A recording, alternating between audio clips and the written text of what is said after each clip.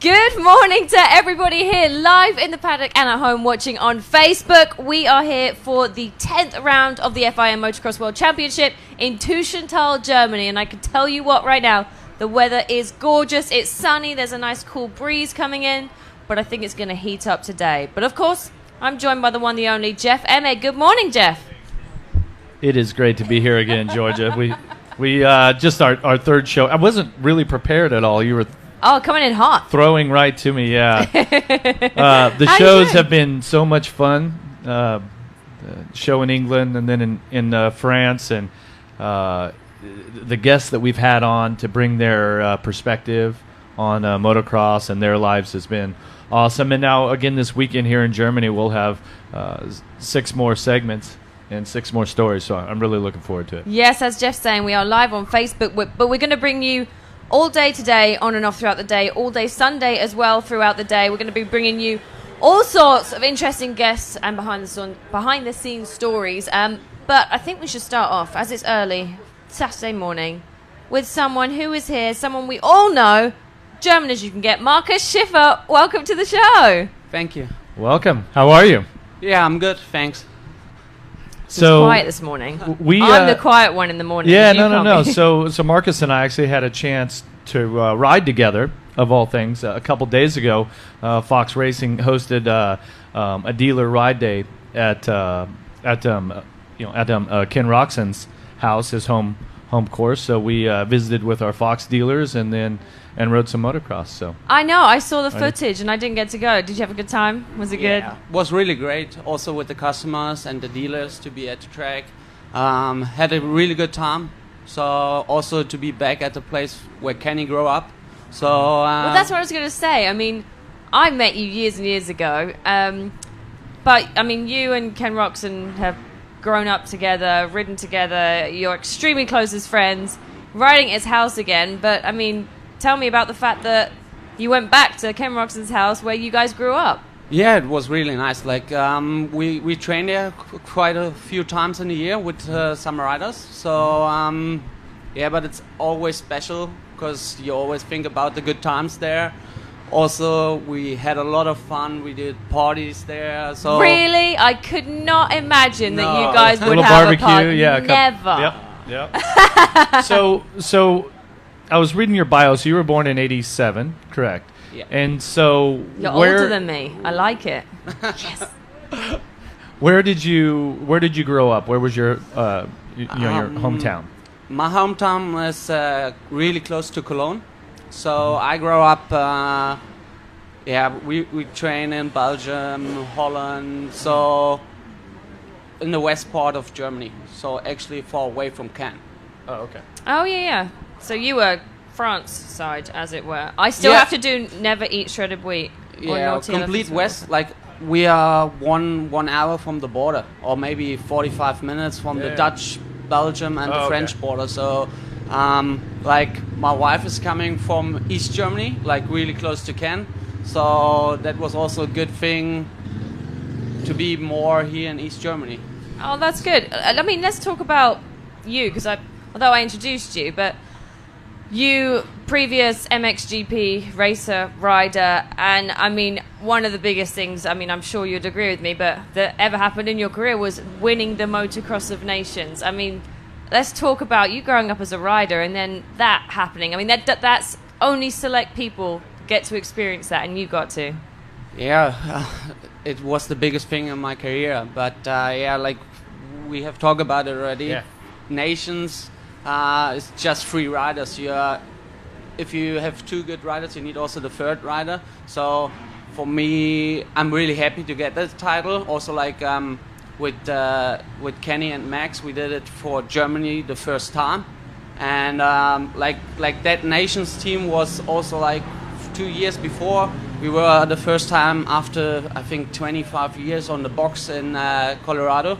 So that was a special team, like for us. And that was 2012, but it was at a hard track. I mean, Lommel's not an easy track to be winning the Motocross of Nations. Yeah, but for me it was the best track because I grew up close to the border. Yeah. So also my home track is a deep sand track. Oh, okay. And I really like to ride in the sand. Also now when I go riding a bit, I prefer to go to the sand than hardpack. Yeah, not at all what we rode on Thursday. No, Thursday was like pavement. Yeah. Ooh, so that means that Ken must have grown up riding that. Yeah. Pretty much. And now that, to you, even talking about it, it kind of gives me goosebumps because there's such pride in winning something for your country. And here in Germany, do you get people that when you're, especially at your home track or home in your country, do you get people that still remember it and still come up to you and talk about it? Not so often anymore, for sure. Few guys know that still, but you know, the young generation, you know, I'm out for 5 years now with racing, so the young generation don't know me anymore, I think. Well, oh God, we are getting old. I had fans like in Supercross where the dad would come up and like, hey son, you know, get you know, let's get a picture, look, let's get an autograph, and the kids like, what does this guy do? He just talks on TV. They're like, no, he used to race also, and they didn't realize that there was a career before the career, you know. So that's true, isn't it? But one thing that I think was great for the three of you and the team when you won the Nations event in 12, then you came here to host the event as the reigning champions. And there's a lot of, with the Motocross of Nations, there's a tremendous amount of pre-race pageantry, right? And so I would imagine that there was a ton of pressure. Yeah, like for me, I was just here as a spectator because I get hurt in the season. That's right, yep. Because I started riding like 1 week before the Nations here. But like when we hear that we got the title in Lommel, we directly thought about next year at Teutschenthal we ride with 1, 2, and 3. So like at that moment, you know, that's pressure. Yeah, exactly. Yeah, but I mean, it must have still been good to have been here and have the 1, 2, and 3 because, like you said, it's been how many years since that had happened, and you were part of that. Yeah, exactly. It was nice. As far as riding, so that was 2012. Take me through why you're not riding now and kind of how your career changed from being an on-the-circuit rider. In 2013 I had a few injuries, so just a few races. Normal life of a motocross rider. Yeah. So 14 was my last season. I had a big crash here in Teutschenthal at the German Championship round. Broke my neck. So after that, we said we stopped racing. Did you decide that, or did the doctors tell you that? Not the doctor, but my family. It was so close. Done. So we said we do a cut now. It was quite hard for me because I have no problems. So if I ride, I have no pain or something. So it was hard. That's the so years good, after. though. That doesn't happen often, does it? Most motocross riders will go through most injuries and kind of put the family in the background of, well, I'm doing this. But that's such a respectful thing that you did, that you and your family came together for that decision. Yeah, like the family is the most important thing. They are always behind you, and like in my career I had so many injuries, so they were always by my side. So after that big one, we decided together that we stop racing. I'm still riding because without it's not possible. Yeah, hey, he still rides really, really good. Yeah. Yeah, how was it on the track? I mean, have you ever ridden together? No, I mean, he's 17 years younger than I am. We certainly never raced together. Not race, but I didn't know if maybe you had done any track days. No. This was the first week, and so you would have grown up racing as a young rider in the 90s, and so now, you know, 20 some years later, now you have the opportunity to where now you're coaching and training younger riders. What tell us what you've got going on there. Yeah, now I work for KTM Sourds for the team. So I work with the young riders also, like they try to ride here in the 125 class in the EMX. Also with Tom Koch, he's riding the MXGP class. Yeah. So yeah, it's changing a lot because you see, like, I'm happy that I don't need to race anymore at the GP class because it's so hard to race there. I never saw like a high competition like here. Yeah. Well, I mean, I was going to mention in a minute, for you guys watching at home live on Facebook, we're going to have some other amazing guests that will be coming on, one of which is a 450 rider, and specifically a 450 rider with the red plate, Tim Gajser. You were saying 450 class. Watching the races, how different have they changed, for example, with riders like Tim Gajser that are now coming up?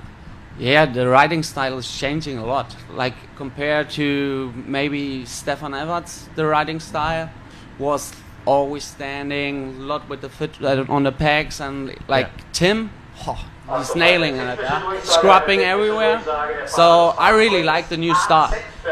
It's certainly exciting. Yeah. But I also, to me, there's a lot of, it takes a lot of energy to ride that way. Yeah. And whereas a rider like,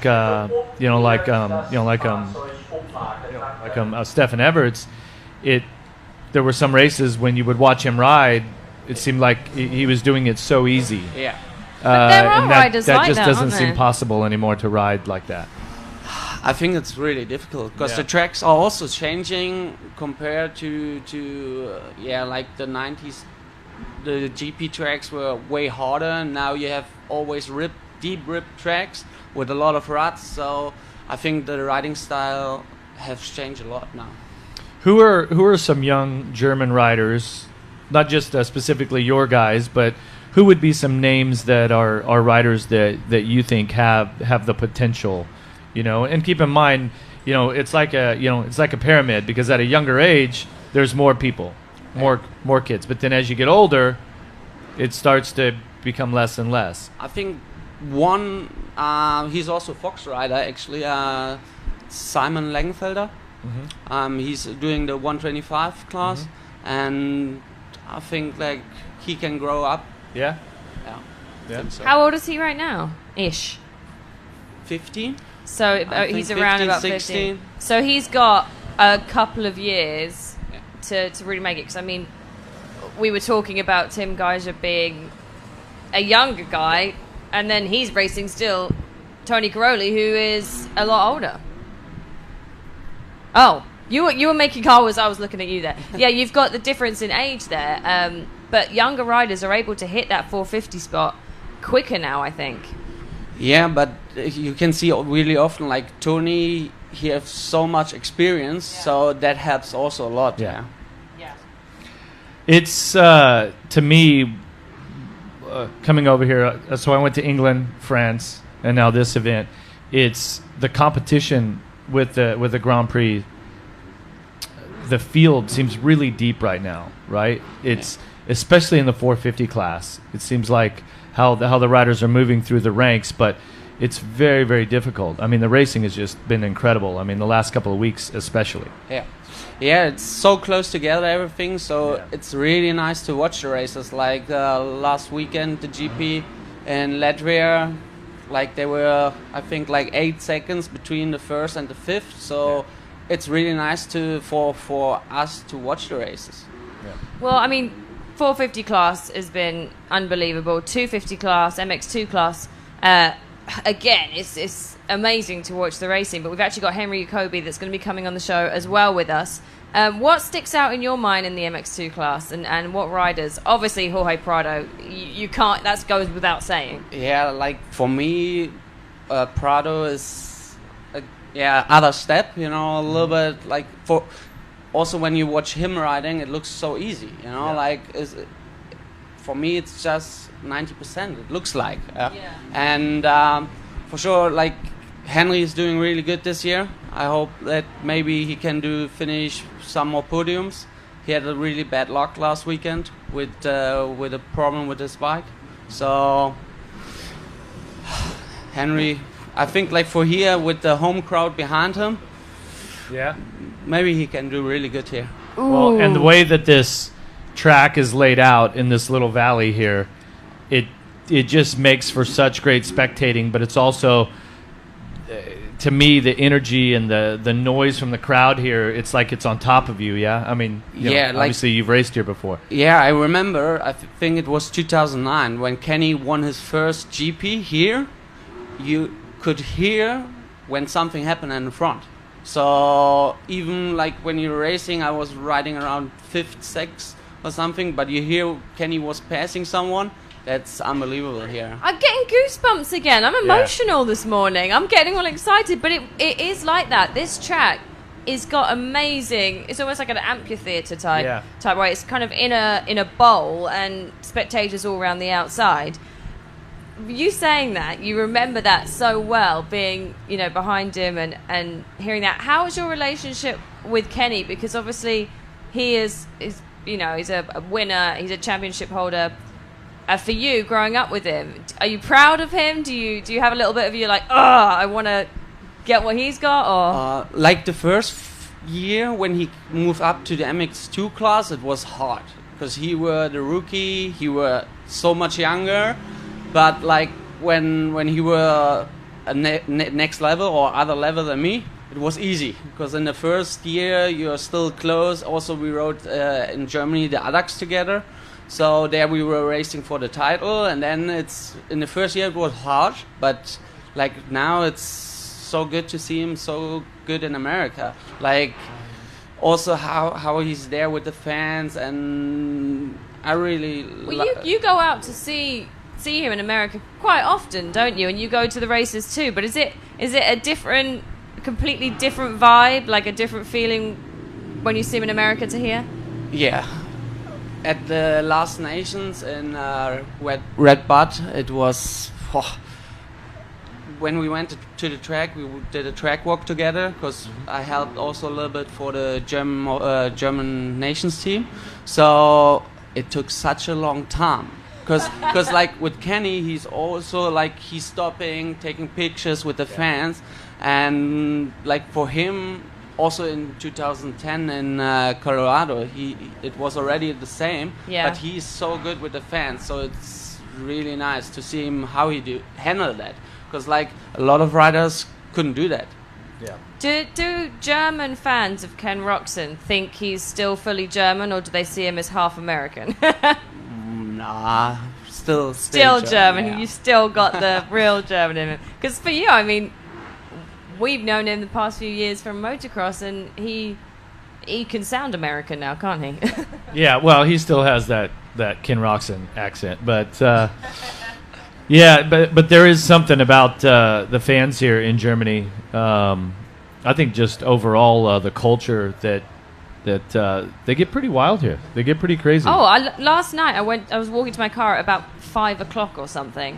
And I could hear across the fields, the engines were going already. I'm thinking, are they just warming them up for the night show here? What's going on? Yeah, like the fans really like to be here at the track, at the GP. So I think like German GP, also in France, fans... Yeah, France was insane. It's also quite good, but I think it's good for the German fans. It's going to be a good show. Yeah. Speaking of which, if you are watching live at home on Facebook, like I said, we're going to be back and forwards throughout the weekend. There's also somewhere on the screen, if you hit the caption button, there is a link and you can enter to win in the, well, this one's a good one. If you win this is what you are going to be taking home with you. This amazing, well, you tell us about it. Well, yeah, this is the brand new Fox V3 helmet. Pretty revolutionary in the safety, also ventilation, magnetic visor, so the MVRS visor, fluid inside, the rotational impact management system that's in it. This thing's pretty awesome. Well, do you have a Sharpie on you? I do. I mean, I always have a Sharpie on. Of course he does. Marcus, we'd like for you to sign this. Sign and we're this give helmet. This away. We've got guests throughout the last Fox 74 shows that have been signing this as well. So it's got freshy new signatures on it as well. And of course, the added bonus of Marcus Schiffer. But like I said, we're going to have Tim Gajser coming up. He's signed it as well.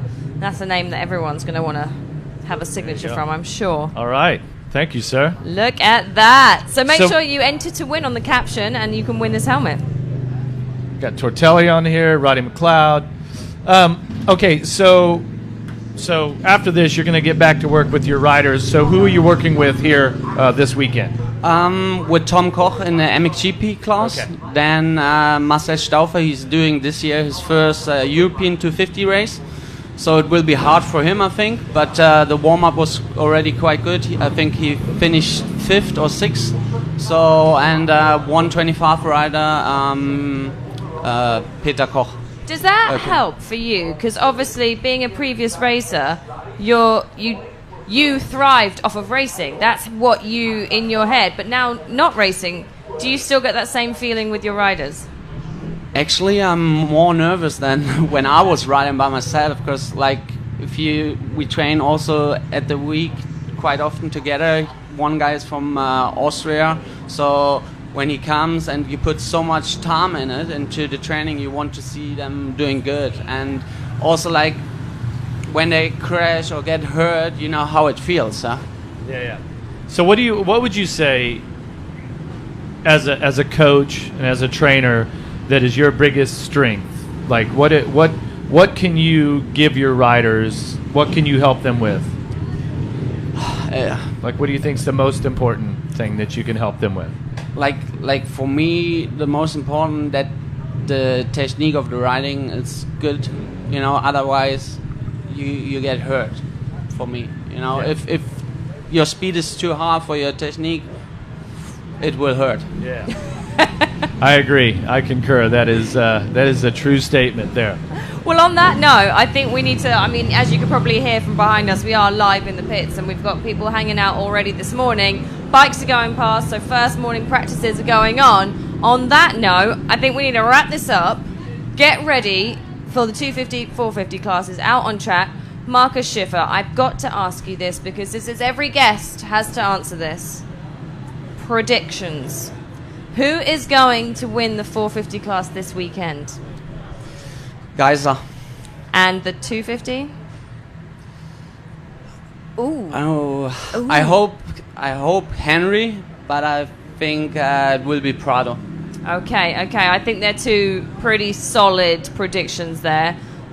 Jeff, he'll never give me one. I don't do predictions. I do analysis of what's already happened. Okay. That way, so I don't have to go on record. We ignore that. He's just trying to get out of it. Markus, thank you so much for coming on the show. It was really great to have thanks, you buddy. here. Appreciate it. And thank you. We wish your guys a lot of luck, and we'll probably catch up with you some other time, I'm sure. On that note, guys, Jeff, any words you want to leave us with? Wrap it up, Georgia. Wrap it up. Wrap it up. We're going to wrap it up, and we're going to be back later on with the special guest that I've already mentioned, so stay tuned.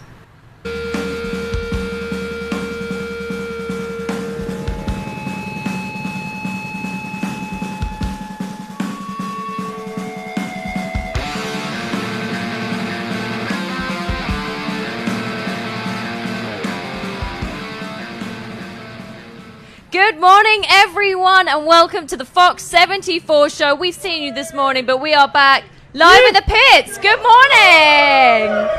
Good morning. I like this. This is the first time we've had some lively people. I like it. Good German fans out there. I like it. Like I said, we are in Teutschenthal for the 10th round of the FIM Motocross World Championship, joined by Jeff Emig, and I think we almost need a drum roll for our next guest. Well, we've got a special guest. He's already been on the show in England, but now we have him back. But we have him back with a red plate. Tim Gajser, good to have you here. Welcome back. Got a lot of fans here. I like it. Some of them. How are you doing? We last saw you at Matterley Basin on the show. The conversation was very different then to the conversation that we'll have now. Are you feeling good? Are you doing good? Yeah, I'm feeling amazing. I mean, like last couple of weeks couldn't go better with the overalls and everything. I'm feeling good on the bike, enjoying and having fun. So yeah, I'm really happy how the things are going at the moment. Yeah, I mean, you've been on just an incredible run. You've won 7 of the last 8 motos. I mean, the last show that we had when we were in France, you were 31 points down in the championship. Now you're 38, 36 up, 33, I think. something to 33 up. So We're it's terrible at a maths. massive swing in that respect. So my first question for you, though, so I'm going to take you back to, so there were 2 races in Italy. Trentino, amazing race, fantastic battle with Tony Cairoli, and you won those events. The next race in Mantova, it was like, where's Tim at? Hello? Like, who was on the motorcycle, right? Yeah, exactly. I mean, like, Arco was great, and then we have a big break, like 5 weeks off. And then we came back in Mantua, and Mantua, I mean, like Saturday was a great weather. We have a nice track and everything, and then for Sunday it was raining all night, and it was like really messy in the morning. I mean, really muddy, deep. Oh yeah, it was a mud and, fest. I mean, like on the track, like it was on Sunday, the start was key. So first race, I didn't have start. I crashed in first corner. Yeah.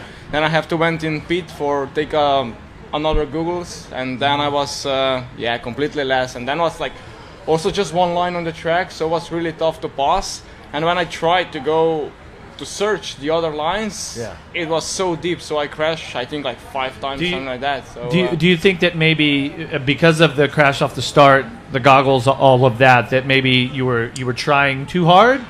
And if you look back now, would you say maybe I needed to? Yeah, or no? I mean, like definitely, you know, like I saw that Tony was leading and I was last, so I know that I gonna lose a lot of points for championship, and then I try to give all of what I got, what I have, and I make too many mistakes. But anyway, you know, like on the end, I try to learn as much as possible from this weekend. From the mistakes that I did, and try to not repeat it in the future, and basically I try to do that, and well, that worked out for you. I mean, because after that things just continued getting better and better, and like you said, you had that 5-week break. That makes it hard, I presume, for racing, because you get into a routine. You get used to the racing pace, and then you're practicing, which is different to racing, and then when you're racing every weekend, that's something that seems to work. Exactly. I mean, like we never have such a big break since I'm in GPs. I never remember to have like 5 weeks off. So it was something different for everyone, I guess. And maybe like because we had like already 3 races, 3 GPs, and then we have a big break, and then kind of like momentum, you know, changes. And also like because you came in the rhythm of racing every weekend, and then you are like from nowhere, like home just every weekend, you know, like sitting there training, doing motos. So it was different, but anyway, it was the same for everyone. So yeah, exactly. And I mean, the biggest conversation that we've talked about, and that we talked about last time, was yourself and Tony Caroli. Now, when we talked then, it was completely different. He was winning some races. You were winning some races. You were down on the points. And then obviously he is now injured and he's not here this weekend. You have the points lead already, but without him being here as well, it gives you a chance to really extend that. Does that change how you're taking the weekend? Are you more relaxed? I would say no, it doesn't change. I mean, like, it's just we are just in the middle of the season, so plenty of races ahead of us. So I'm gonna go into every GP like I went now. I mean, like the most important is to have fun, to enjoy on the track, and definitely if I will see the position and if I could win, I will win. So, but anyway, you know, also like you said, I have a quite comfortable lead, so also need to ride a little bit more smarter.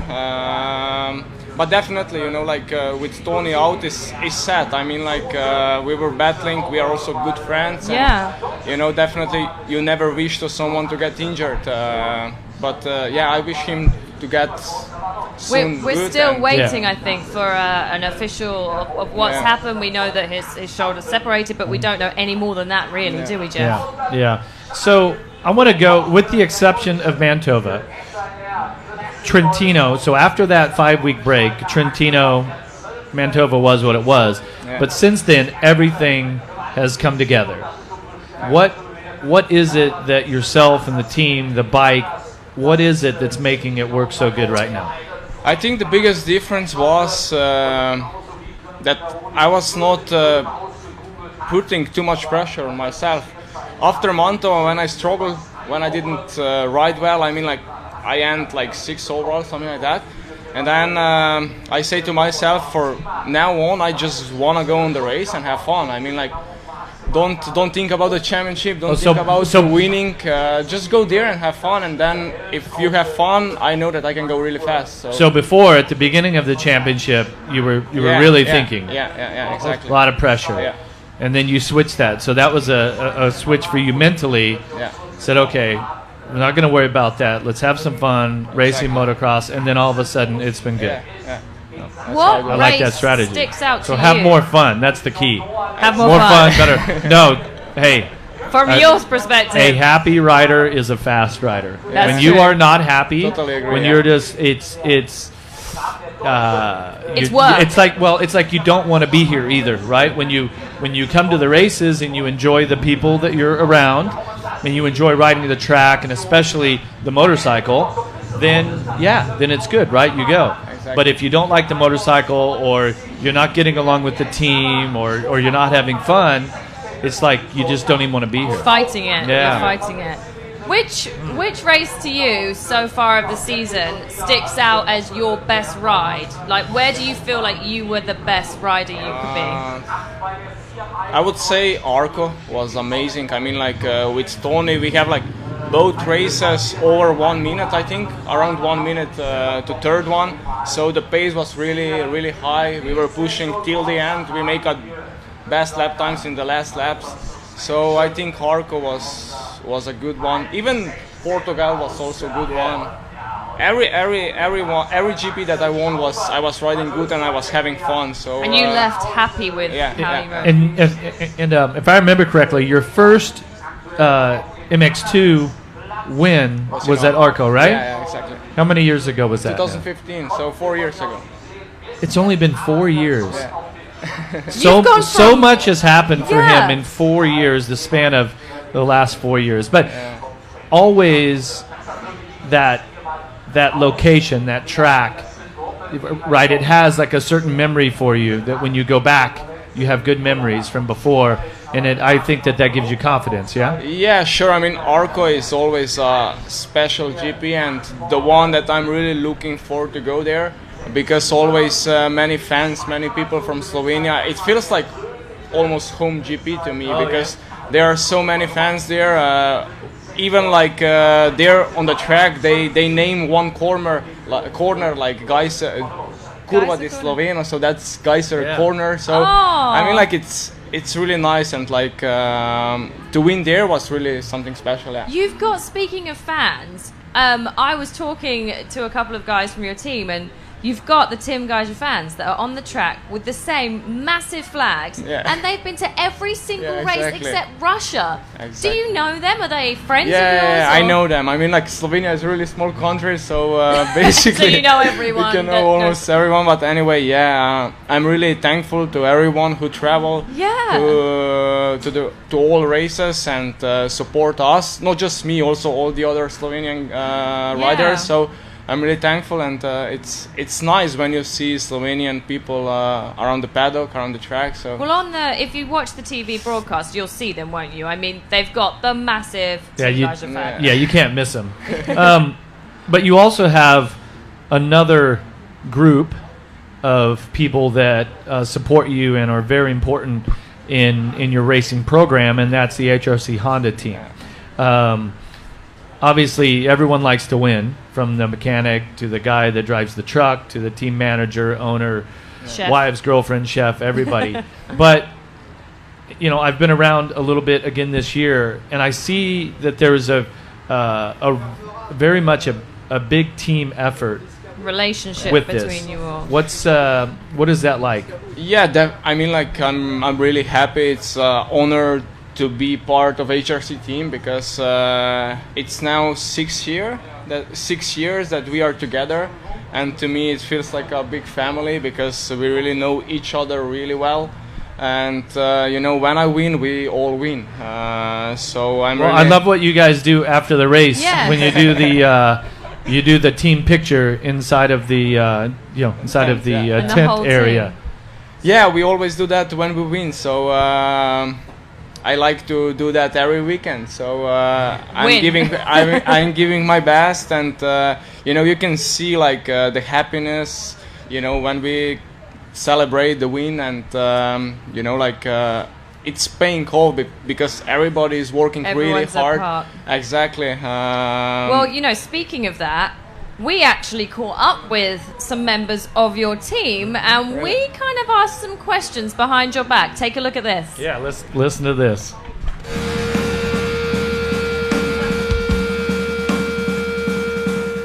Tim Gajser is a guy that you have to deal with a lot. What is his most annoying or worst habit? Oh my God, yeah. That's a tough one. I think he's too gentleman in the track, so I need to be more aggressive. That's for sure. He's cleaning too much sometimes. He's always calling goggles Googles. Like every time. I'm like, dude, it's goggles. For me, when I have to walk with him somewhere and he gets stopped by a fan, he will take the photo every single time. Even if we're late for something, he will always stop for the photo with the fan, which is nice for the fan, not so nice when I've got to get him somewhere. He has to make the start gate. Yes, sometimes yes. Is for years I work with him, but I don't look one big problem with him. He's very, very perfect guy. For me, maybe he can have more personality in the personal situation, because for me is too much good him. Basically, he's too nice. Yeah. Okay, sleeping while I'm driving, so that's the most annoying thing. Still not bad. Actually, I wouldn't know, to be honest. He's not shown any bad habits, actually, to me, so... no, nothing. Nothing. Everything is perfect. Don't change. I don't think he's even lying. Every time when he has some pain, I need to find by myself because he never tell to me. Yo, I have nothing. Nothing. And you have to deal with him all the time. Yeah, but team is the best. Nothing good. Yeah. Seriously, there is not one bad word that has been spoken about Tim Gajser, apart from the fact that he sleeps when his driver drives, or that his trainer and physical therapist has to really struggle to find out what's wrong with him. There is not a bad word said about this guy. I think the bad thing is he's one of the nicest blooming guys. I mean, I see it. He is lovely, as is his girlfriend. But let's try one more person and see if we can find something. For my own personal, he has some sort of a tension deficit disorder when he rides laps on the track. So one lap, he'll be inside line. Next lap will be outside line. Next lap will be down the middle. So he just moves around. So I think he gets bored with riding the best line every single lap. So whenever I'm watching, I'm like, oh, so Tim should know that there's a big hole over there in that corner, and like if he goes in, he's maybe going to crash. Oh, it's good that he's not using that. Next lap, he'll be right there, right in that big hole, and I'll be like, oh, so maybe next lap he'll go back to the line he was on. Next lap round he goes to completely on the outside. So when I watch, he makes me nervous because he's moving all around the track, which is great for collecting information on which are the best lines and where he can gain advantage and all of that, but it just makes me nervous. So that, to me, would be the most annoying thing that Tim does. See, I mean... That's unbelievable. No one had a bad word to say about him. And for you guys watching here as well, and on live on Facebook, I mean, I am glad. I'm glad that we have not and will not do a segment like that with me, because it would be just it'd be the exact opposite. You know what I mean? So, no, but that's nice. That's nice. That's very complimentary. So. I mean, on that note, I'm just looking right now, and if you do have any Facebook questions that you want to ask any of our guests or ourselves, please put them on here. But someone said on here, Jeff, Michael Zimmerman. Jeff, my old hero, and Tim Gajser, my new hero. Out with the old, in with the new. So couldn't use the word former. It just had to be old. Yeah, and it does say old, I'm afraid. So that's what's. You're going to be there in 20 years. You're going to be sitting in this seat. So. Sure. As far as you're concerned, it's a huge thing working so closely with a team for as long as you have, to where you would think there could be arguments, people could get annoyed, but it seems that you really do have a family. I mean, they're even all here right now. Yeah, exactly. If you could see them, they're all there. I mean, like, I'm really happy to have such an amazing team, and you know, with everyone we have a special relationship, and yeah, it's just amazing. I couldn't wish for a better team. Does it start with the boss, with the owner? Sorry? I said, does it start with the owner, with the boss, What, the with man Roger in charge? or? With Roger and also Giacomo, actually, I still remember the moment when I came first time to speak with Honda. Yep. It was actually here in Teutschenthal in 2013 on the MX of Nation. Yep. And then we kind of like make a deal, and then from then on, I'm with them. Yeah, definitely from the bosses to the mechanics to physiotherapists to everyone, we really understand each other. Actually, I don't even remember if we ever argue or something like that, so it's good. Goodness me. As far as you got your team members, but as far as the Honda 450, does that? Well, it's obvious to say. Obviously, you enjoy riding the bike, but do you feel like it suits your riding style? Do you feel like it's something that really helps? Yeah, exactly. I mean, 2019, this year that I ride Honda 450, it's just unbelievable bike. We were testing a lot during the winter to really make a bike like I want, and they were really working hard, putting everything in, and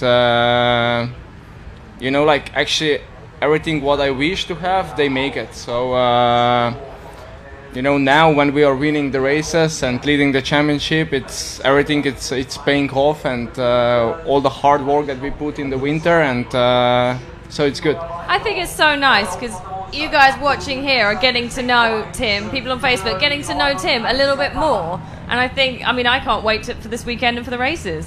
Yeah, speaking of this weekend, so where would you rank this track for you? Is it a track that you like? Yeah, definitely. I like this track. It's hard pack with deep ruts, many lines. Also, I really like the scrub hill over there on the top. Yeah, I'm really looking forward to go on the track and do a couple of laps.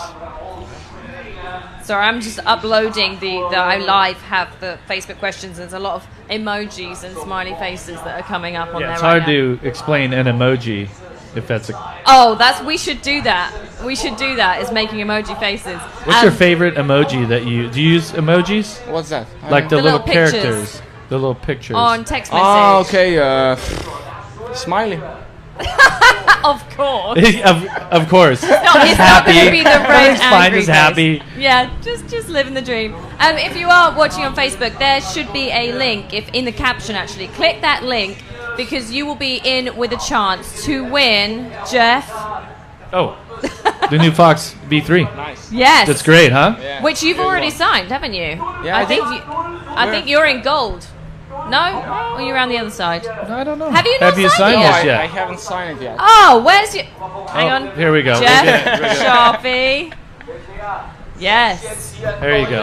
Well, now Maybe- it will maybe be put a on the Tim. I visor thought it right was there, already, yeah. but now it really will Yeah, be and a for all Tim the Gajser. fans out there, make sure that you send a message to Tim on his social media, tag him, send him a smiley face. Aw. That's what I think. We need That's to just gonna be a send butt Tim, patch. send Tim a smiley face, his favorite emoji. I love that. Oh, yep. Yep, we've got hashtag 243 for the win.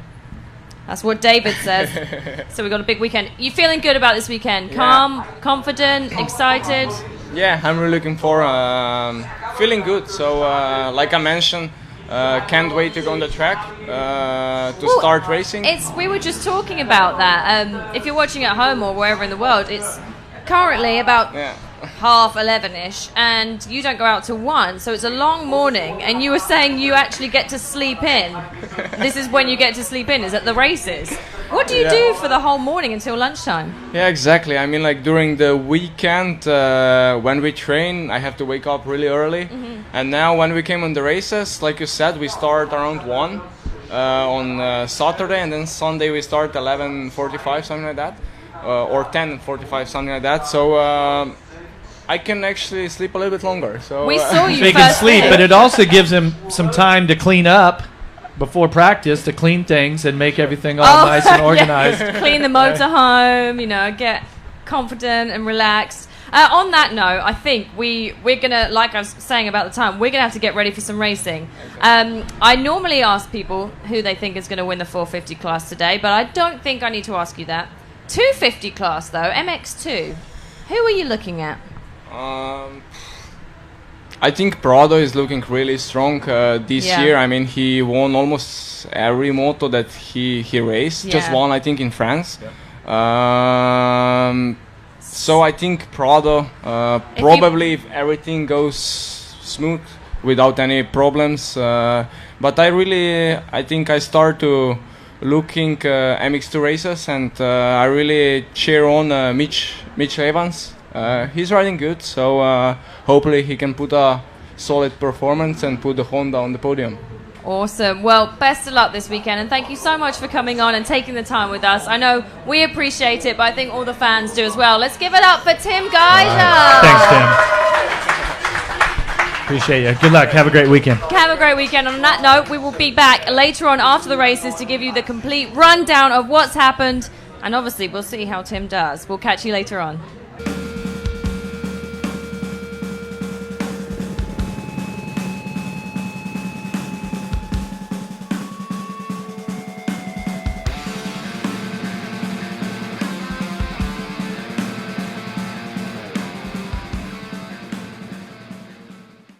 Well, good evening to everybody, and welcome back to Teutschenthal in Germany. Wow. We've got Yeah, live, let's hear it. We're Let's hear live it. in the pits. We've got the crowd out there watching. We're live on Facebook to you guys at home that are watching.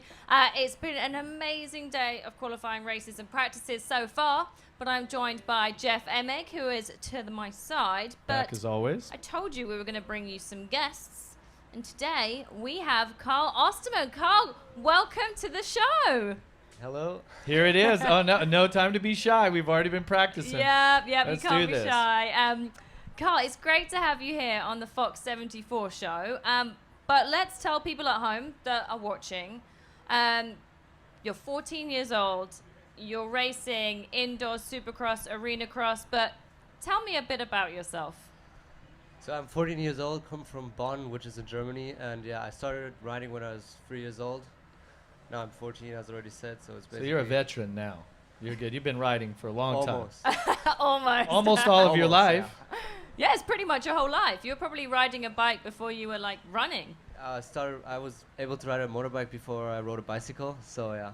No way. So you grew up in Germany. What got you into bikes in the first place? It was actually my sister who had a bike, which she never rode, like a Yamaha PW50. She got it from her uncle, from our uncle basically, and yeah. So she never started riding, and then I rode. And you're like, oh, I like this. Yeah, I like it. Did you ride it with training wheels or no training wheels first? No training wheels. Just okay, good yeah, man. I started That's with my good man. dad. Just sit on it and then push it a bit, and then yes, some things just started going forward from that on. So at that point, were your parents going, oh no, he likes bikes, he likes motocross, he likes dirt bikes, or were they quite excited? Yeah, my mom is always a bit scared, yeah, but my dad just kept on pushing. And your dad's here in the crowd as well. He's watching. Well, Hi, yeah, Dad. there he is right there. Say hi, Dad. Hi, Dad. So we did a Fox Racing dealer ride day at Ken Roxon's on Thursday, so we got a chance to ride. You were riding the little supercross track that's there and whatnot. I mean, this kid rips. Okay, but Dad can ride too, a little bit. No. No. Well, you got on a bike and rode around though. Yeah, oh, it's just riding for fun. He's just riding for fun. I mean, he has a motorcycle driver's license, but I mean, he used to ride, but just for fun in his town or wherever. Around the field.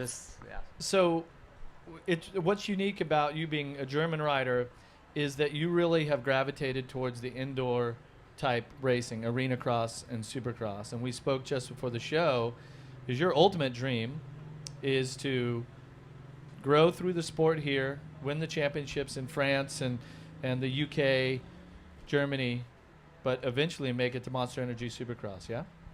That would be my biggest dream, to actually make it to the US. But to go to the US, you first have to win everything that's in Europe. Well, let's take a step back from that, because you, when you were younger, you kind of had to make a decision. You had to choose which you wanted to pursue, because you can do both. You can definitely do both. But living in Europe especially, you need to really pick one. So what made you choose, and how did you decide what you wanted to choose? So yeah, I rode motocross on the 65 a lot, same as supercross, but then we always had our own supercross track, which then made it easy for me to decide because I always enjoyed riding supercross bit more than motocross. So I decided to say, oh, I want to go to ride supercross with the guys in the US. So it has always been a dream and a goal for me. And at home, you have a good setup. But what championships have you been racing recently? Like, tell people, why should they know Carl Ostermann? So last year, I have been racing the German championship over like the last 4 years on 85 now, and then last year was the European championship, and then also 2 years UK championship, and then French championship as well. So already you're 14. You've done Germany, France, UK. And European championships, and so far. So what gets you to this point of winning races like you do? What's your setup at home? Do you travel a lot, or are you at home most of the time? So Seb, who's my trainer, Seb Tortelli, comes from France. Who we had on the show as well. Sebastian Tortelli is your coach.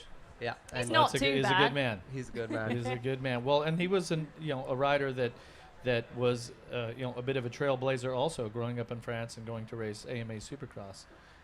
So he also for sure has the experience, and we train a lot at my home track, which is basically 10 minutes from my home. It's our own hall, like it's indoors because in Germany there's a lot of rain.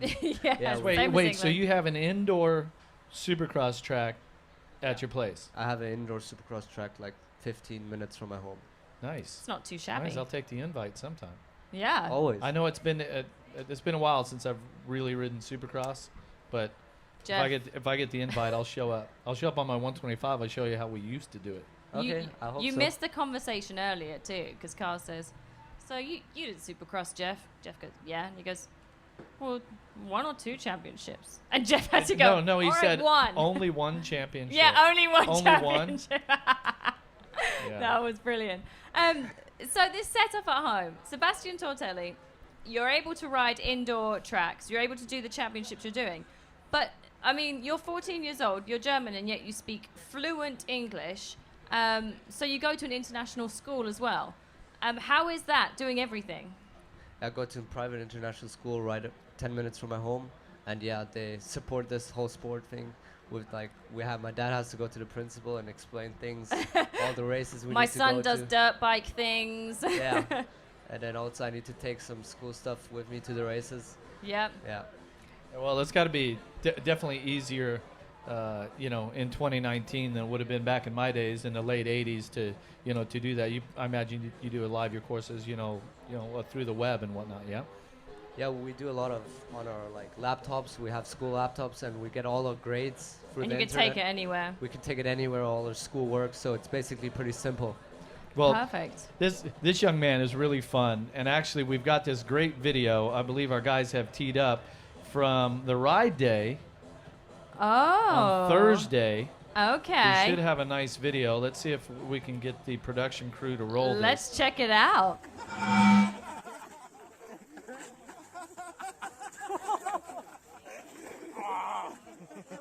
I have my phone.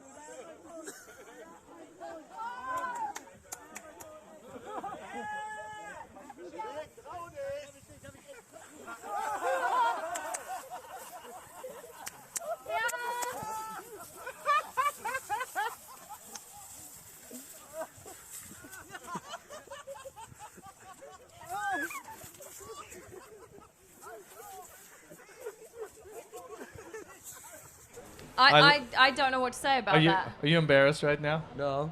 That was so much fun. Funny, yeah. I love it. The first thing he's like, I got my phone. Not my phone.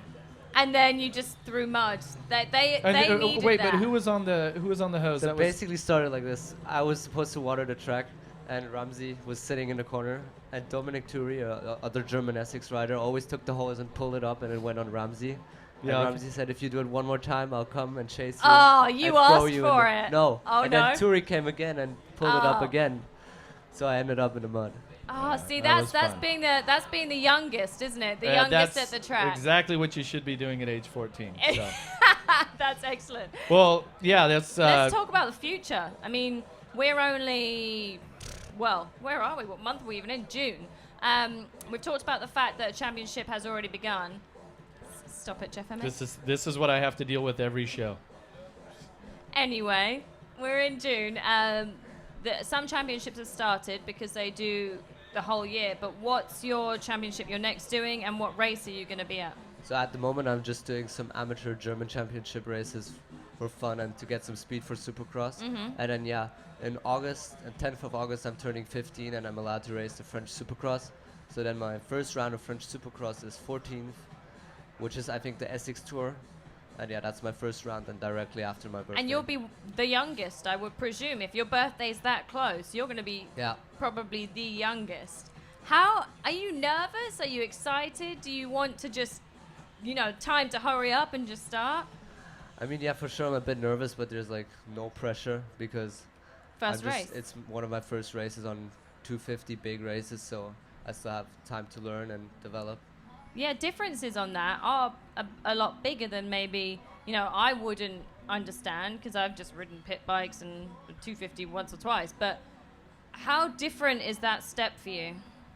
Yeah, from 85 to 250 is a huge step because most of the people ride 125. Yeah. And so, but I already had my first 250 2 years ago, which I always rode every 1 or 2 months. So you've got feeling of... Yeah, and then, so it wasn't all too hard to find a feeling for the bike, but it's getting better. Perfect. All right, well, it's been a pleasure having you on the show. And we're going to keep you here. We're going to keep you here. We wish you the best of luck. Happy birthday. You got a birthday coming up. And good luck in your journey for Supercross, and hopefully we will see you in America riding AMA Supercross sometime. But you stay here, and on that note, this guy's just come from the press conference. Doesn't have time to start with us, but come on in. Henry Jacobi, come sit down with us. Welcome, Henry Jacobi. How you doing? Good. Grab your mic there. How you doing? Grab your mic, sit down. You've just come fresh from the track, from a race, from the press conference. How are you doing? Actually, quite okay. Had a lot of media events today, but I'm doing well. I'm here. You are here. You just came from the qualifying race. It went well for you. Would you feel good about that? Yeah, it was quite good. I didn't get the start I was hoping for, but then made some passes and end up fourth, which is good for tomorrow. It was quite close up front too, wasn't it? There wasn't any huge gaps. No, but also the track is really technical, and I think if you try to push too hard on this kind of track today, you do too many mistakes. And I was staying calm, but everyone did, so the gap was quite close. Yeah. But how do you stay calm when this is your home GP? So I was standing in the middle of the track, right? And you would come by the basically like the second half of the track, and the fans are right there. And every time you were coming by, and especially towards the end of the race, when you started making the passes, the fans were going totally crazy. That has to be a good feeling, yeah? Yeah, it's quite hard to stay calm there, but I would say it's a normal race. I have to get my job done anyway, but there are so many people, and they are trying to support me, which gives me just a really great feeling to come to Germany. You need to give your fans out here in German. You can say hi to them. Hallo Leute, danke, dass ihr mich alle anfeuert, und ich hoffe, dass wir morgen wieder viel Spaß zusammen haben. I have no idea what he just said. What did you just say, Henry? I just said thanks for coming out and supporting me, and I hope we have a great day tomorrow. I like that. I like it a lot. Now talk to us about your program this year. I saw you, was it last night? I think. Was it last night? Gosh, my calendar's wrong. Last night in the lobby of the hotel. It was yesterday, and she can't remember. I think it was Starting to get it, Now you understand. Okay, so let's just go. No. That's my guy right here. Oh dear, he's 14 and already giving me crap. Yesterday, I saw you with Mark Deruva and your program. Talk to me about your program this year. Yeah, I changed last year from a privateer team to the FNH Kawasaki team, and we did quite hard work this winter, and we stayed out of any injuries, which is really important for the whole season, because if you get any injury, you miss all your program. And like you said, the program was to get in the top 5 at MX2, and right now I'm 4th in the standings. But with a little bit of bad luck in the past GPs, DNFs and some lost points, but overall I'm quite happy. We work together a lot. Just trying to figure out to get a good start now, and then should be fine. But I mean, we're halfway through the season, and you're already doing what you wanted to do, and you've had bad luck. Is it going better than you thought? Yes, I think so. Yeah, if someone told me, "Hey, Henry, you can be top 5 every race," I would definitely shake his hand and say, "Okay, let's do it." But it's quite cool. So she mentioned that you've been coached and training with Mark de Roover, who's got a lot of experience. He was a fantastic rider, but he's also quite the character too. So it's got to I would think it would be a lot of hard work, but then a lot of fun also. Yeah, he's a special person, but we matched quite good because I'm a little bit the same, you know, and we have a lot of fun outside the track. We have a lot of fights outside of the track, but overall we work together like a real team. We are like brothers now, and also brothers they fight sometimes. Well, Mark de Roover doesn't keep his mouth closed, does he? He won't just sit back and relax. I hope he's not here anywhere. But he doesn't just sit back and relax. He'll tell you what he's thinking. And do you think that works well with you? Is you need the truth, you need it given to you? Yeah, he always says what he thinks, so this is quite good most of the times. And sometimes if you come out of a quite good session, you feel good on the track, and he say you rode shit, then I start to get angry as well, you know. Then we are a little bit different opinions sometimes, but overall I need to say we are like brothers. And so what has that transition of you guys working together, what has improved your program this year? I think most of the time it was just training with all my teammates, then getting a good schedule for the whole winter, and like everything, training off the bike, on the bike. Then for sure Mark's experience, you know, he was one of the fastest sand riders I would say ever. Yeah. And with his sometimes not being the fittest, you know, he was still the fastest sometimes in the sand. And he gives so much experience to us that I'm normally a hardpack rider. Now I'm also a little bit a sand rider, I have to say. I remember you from years ago. I'm talking years and years and years ago that I knew you, and your name was around then, and then it's now bigger than ever. How old are you now? 22. So you're only 22, a lot older than this young gun over here. Well, she can't remember yesterday. So what she's probably talking about is like 5 years ago. No, it was 2010 at Thunder Valley. We met at the prize giving ceremony or something. Was it when I was 85 junior world champion? Yes. See. Yeah, he remembers. I stand corrected. I stand you know corrected. what I remember also? I spoke to Austin and I said I need to ask you that. What cologne did you use that day? I'm serious because this was the best. I still talk the about perfume story. I know this. I still talk about this, and if so you liked it. Yeah, very much. And 10 years later, I'm still thinking about how good that. Maybe now, if I smell it, I don't like it anymore. But well, unfortunately, she can't remember yesterday. So 10 years ago, she's not going to remember what she was wearing. It would probably be Lancôme, but I'm really okay. Lancôme. Okay. I need brand and name. Yeah, exactly. Huh? Do you know we'll find it. We'll send you. We'll text you a link, right? Well, okay. Well, at least Henry has the memories for me right there, and I can have none. But what you're blushing right my now. whole point of the story was the fact that I've known you for that period of time, and you're 22, and now you're fourth in the championship, and things have worked out. You know what I mean? It could have gone either way, and it's become this for you. And what's from now? Are you looking towards the future, or are you just trying to live in the moment?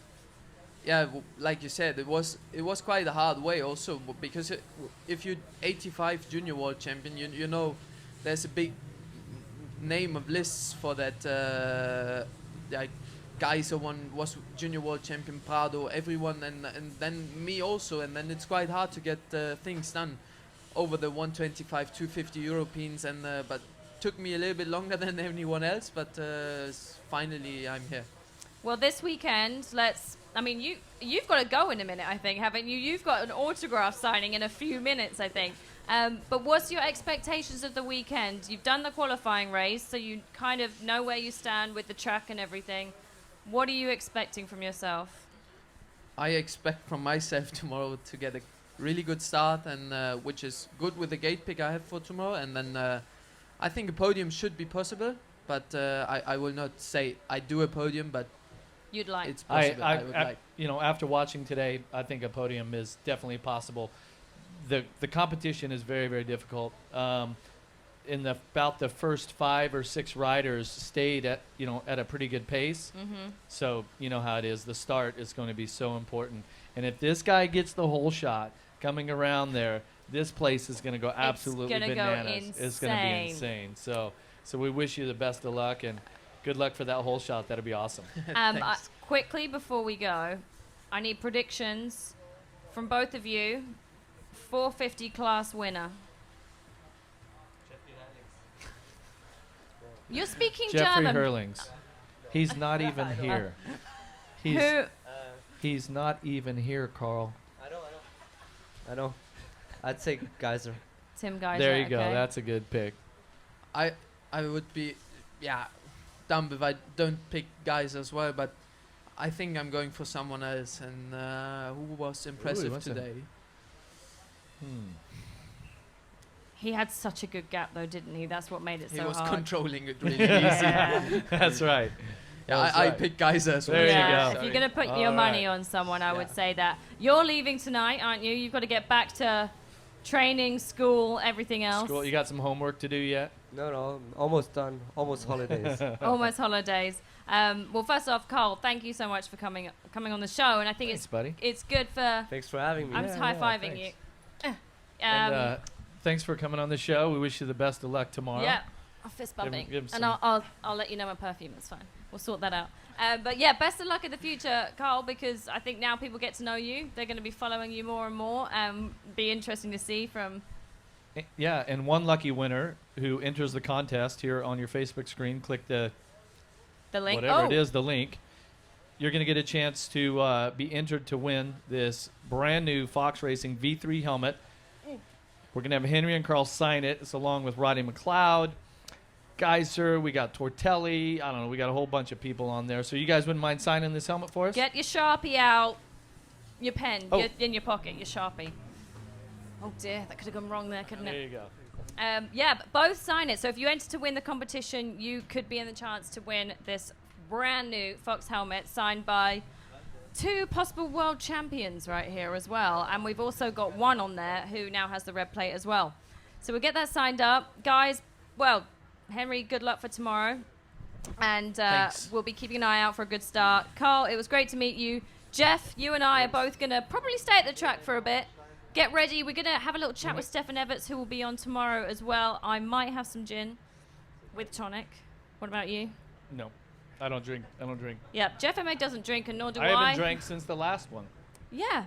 On that note, we're going to leave, and we're going to go and catch up with everyone. Get ready for tomorrow, because tomorrow is race day. Guys, stay tuned. Facebook Live for the Fox 74 show from myself, Georgia Lindsay, Jeff Emig, Carl Ostermann, and Henry Jacobi. We'll see you guys tomorrow morning. Bye-bye.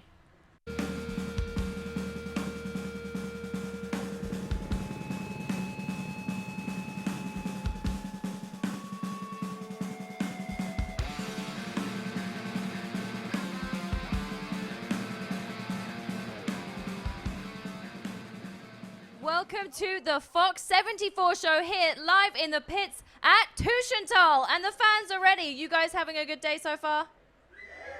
Louder. Come on now. Louder. Wait, that's all you got? That's all you got? Do you know what? I thought you Germans were crazy. Let's hear it. One more. Do you know what the one thing that will make them loud is our guest that we've got on the show? This time, I'm going to tell you guys to give it up for Stefan Everts. Yes. Wow, Stefan, it's so great to have you here. That's pretty good. I'm happy with that. They need to warm up a bit more, be a bit louder, but it's okay. Not enough beer yet, maybe. Oh. Yeah, it's too early in the day. Give it a little bit, another couple hours. That 80 degrees sun. Full on. Yeah. No, about an hour ago, I saw 4 guys with empty beer like cans. So I think they are on it, just not right here. But Stefan, it is Sunday. We're getting ready for the races here in Teutschenthal, Germany. How are you doing? I mean, it's just so great to have you here. Well, obviously after my malaria attack, I haven't been so great. I'm still struggling with my right foot. In general, I feel really good. The body is okay. It's just the right foot is still suffering. I'm still hurting a lot when I'm walking around, so I'm using a lot the bicycle now. But the rest, we had a good weekend. My boy did well. He got 10th and 5th in the races on the 125 European Championship. So yeah, very good weekend, and now we are very exciting to see the big boys in action soon. Let's rewind just for the fact that we are live on Facebook around the world. Many people might not be caught up to date of your son racing and things like that. So give us a bit of an update of the past few years for you. Yeah, the past few years has been very strange. It went up and down. So I stopped with KTM end of 2015 when I was running the 125 team. I moved to Suzuki 16 and 17, so I ran the official team for Suzuki, and that got stopped at the end of 17. So 2018, I just focused on Liam. We did the European Championship 85. And this year, Liam moved up to the 125 European Championship, and we are currently 8th in the classification. And I got ill December. I went to Congo in November, and I got ill beginning of December. So I was in a coma for about 2 weeks. I was on life and death situation. I got through it, and I'm still recovering from that. And beside that, my son Liam is racing, and we try to focus as much as possible with him and his racing. But it's not just racing. I mean, you've got a lot going on here. This right here is another industry which it's my favorite. I'm just gonna keep this here with me. You're English, so you definitely love your gin. But look at this gin.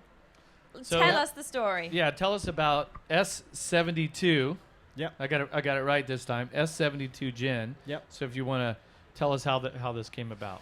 Well, it's a really long story. After a TV show I did many years ago, I got in contact with gin, and I started to collect gins. I started to read a lot about gin, about the books.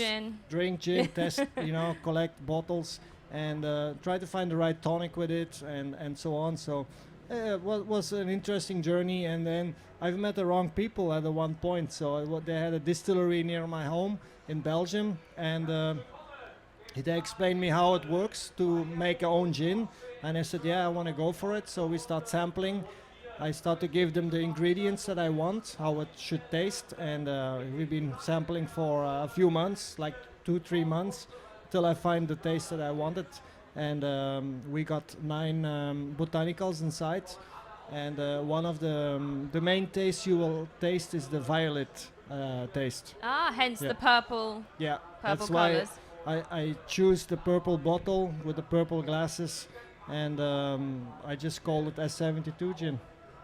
Well, all throughout your lifetime, I have a feeling that you've always been a very determined man, and I feel like that you're using this same determination with this new business venture. So how far do you see this going? Is it more of a hobby, or are you thinking, hey, it's getting some traction, this is something maybe in the future would be a business more than just a hobby? Well, it started off as a hobby, and I started up a web shop. So you can go to s72.com, and there you can order a bottle. I even made a vodka with the same taste. I got a collector box with 2 glasses and a bottle. It's all on the website. You can also make cocktails. So I've made some special cocktails with it. But it started off like a hobby, and if I could make some good business with it, why not? But I don't have to. That's awesome. I'm really excited about this. I know. You can have that bottle, but you have to wait till after the show. I'm just going to have a look. So we've talked throughout the weekend. Your father, Harry, was a 4-time world motocross champion. You won 10 times, tons of accolades and records and all this. But now your attention is on your son. And so who had a fantastic race this weekend, but especially this morning. He was 5th in the 135 European race. What is that like to now be, not be on the bike, but to be supporting him, and then also, it being your son? So it's not like, before when you were working with KTM or with Suzuki, where it was some other rider, somebody else's son. But this is your boy that's out there. Is it different that it's him, or is it still the mindset of like, we need to do this, this, and this, we're looking for the best result? Well, I try to be a better version of my dad. My dad has been very tough on me, and it's not an easy position for me, but even also for Liam, to be a third generation in our family, to be racing and to step on my boots. It's not an easy thing to do. But his passion is motocross. And he loves it. So I'm giving the best support I can, and try to be as supportive as possible. And that's not always easy, because I'm a very, very determined person. I always want to be the best and win, and I want also my boy to be the best and win. So sometimes we got some difficult conversations, and there's some heat going on after the races, but today I was a very satisfied dad, Proud dad. He was very proud dad. Indeed, he had a really bad start position on the gate, and he made an awesome start. He was top 6, and he finished 5th. So he was very smart riding, and he's still young. He's 14 years old. He's still small. Still needs to build up and get a lot of experience still. But sometimes I want him to be faster. Yeah, but we have to put it into perspective. So he's a 14-year-old in a class that is 14 through 17. And, of course, is going to mature, grow, be stronger, fitter, wiser, all of that. So this is his first year for him. But I also, we've talked a few times this weekend about how when you want to be difficult and you want to support him, but Mama Bear, your wife Kelly, at times is like, that's my boy, you got to take it easy on him. No? Yeah. She thinks I'm sometimes too tough on him, but my dad was very tough on me, and I if you look at my career where I ended up, it's thanks to his support that he gave me, and how direct he was, and how he have learned me how to work, and it's always to be very critical on what you do. So I'm a critical guy, and when I see mistakes what Liam is doing, then I'm on to him and tell him this and that you did wrong. You could have been 2 seconds faster. Like yesterday he finished 10th, but I see him in the first sector just giving away 1-2 seconds where he should have changed some lines, and I have to be critical. If I don't tell him, he don't know. But you said it yourself, it is really hard for him to step into Harry and Stefan Everts' boots, like you say, and you already recognise that. It would be very easy to be just, come on, get on with it. But you do understand that. Yeah, I try to understand, because I know how tough it was to fulfill my father's boots, and I had a lot of pressure for many, many years, because I wanted to be at least as good as he was in his career, and he was 4-time world champion. So soon as I won the 4th championship, I was like, now I'm happy. You can be relaxed around Dad. Well, then that means the mountain that Liam has to climb is immense, because you have won more world motocross titles than anyone. Races, go on Wikipedia and look at. That's a point, Jeff, that I don't want him to go through. I want him to learn now to take this pressure away from himself, not to become as good as his dad. Just to be the best he can be. The best that he can be every day. Yeah. He needs to find his best riding on each track every day. Yeah. And when I see that, I'm a happy dad. And even when he finished 5th or 10th, but I see that he rides at his best, I'm happy. Is he happy? Then he's also happy. He's also happy. Yeah, so I find that the father-son coaching chemistry is not always the easiest, right? It's very, very difficult. It's very difficult. Sometimes for some boys it's more easy to have another father as a champion, and they just can do their thing and don't have the pressure from all the people and the press and whatever, they can easily build up. But for Liam, he's been watched from day one. Yeah, and my son, so he likes to play football. He didn't want to race motocross. He likes a Manchester City. That's his football team. That's what he wants to do. So when I go out there, it's like he's like, "What do you know, Dad? You were a motocross racer, right?" But with Liam, he's got sorry, his father. Your dad's the best ever. Yeah, Dad knows Kinda should listen to what he has to say. Oh, and if But- that's but not good enough, sometimes- your dad, then grandpa, and great uncle, correct? Yeah. So there was actually 4 generations of your family. So he kind of should listen up. Yeah, but sometimes he has his own opinion, and then he says, "No, Yeah, I but think that's He's a good though. But that's teenager. good though, He's a right? You don't teenager. mind that. I did the same to my dad, but at the end I had to go back to him and told him, "Yeah, Dad, you was right eventually." We And- all do that with our parents, no matter what it is, And don't with we? Liam, Yeah. it also already happened that he said, no, I think it's better this and that way. And then afterwards he came to me and said, yeah, actually you was Okay. right. That's the way it is. That's the way, Yep. it goes. Yeah. Well, GPs have changed a lot. Your first year was 90, if I remember correctly. 89. There were format changes from single moto to 3 motos, and class structure was different. Do you know that Stefan is one of only 2 world motocross champions to the term is called Mr. 875 cc's, because back in our day, or the early part, there was 125, 250, and 500 cc championships. If you add all those up, that makes how many cc's? 875. 75. And so to win Glad he gave me the all answer of, then. all of those races, obviously it's different now. I don't know what the number would be now, but we'd have to think of some math. But his records and results, pretty outstanding. 101 GP wins. When I was looking up some of his stats, he's also the only rider to win, and this will never happen again, obviously, because of the class structure. But when in Ernée in 2003, it was still 125 250, and it was 650 at the time, but open class. It was a 1 moto format for the Grand Prix races. Mm-hmm. He raced all 3 classes and won all 3 races that day. In Ernée. In Ernée. In 2003. And it was the 650 class was at the end of the day, so the toughest one was at the end of the day. Yeah, that was a great day.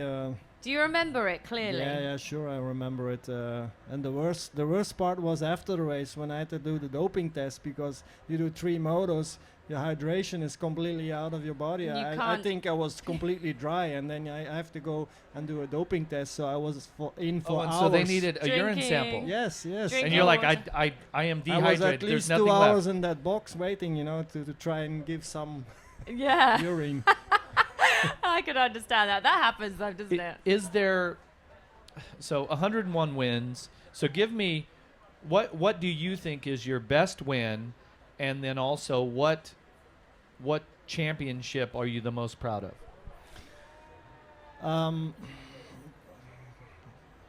Yeah, one of the best wins was of course Ernée, to win 3 motos in one day. This is something I wish I was there I for didn't that. expect to do that, and it happened, and I was like, it's impossible. It's like I'm having a dream today at the end of the day. So but there was one particular race in Namur.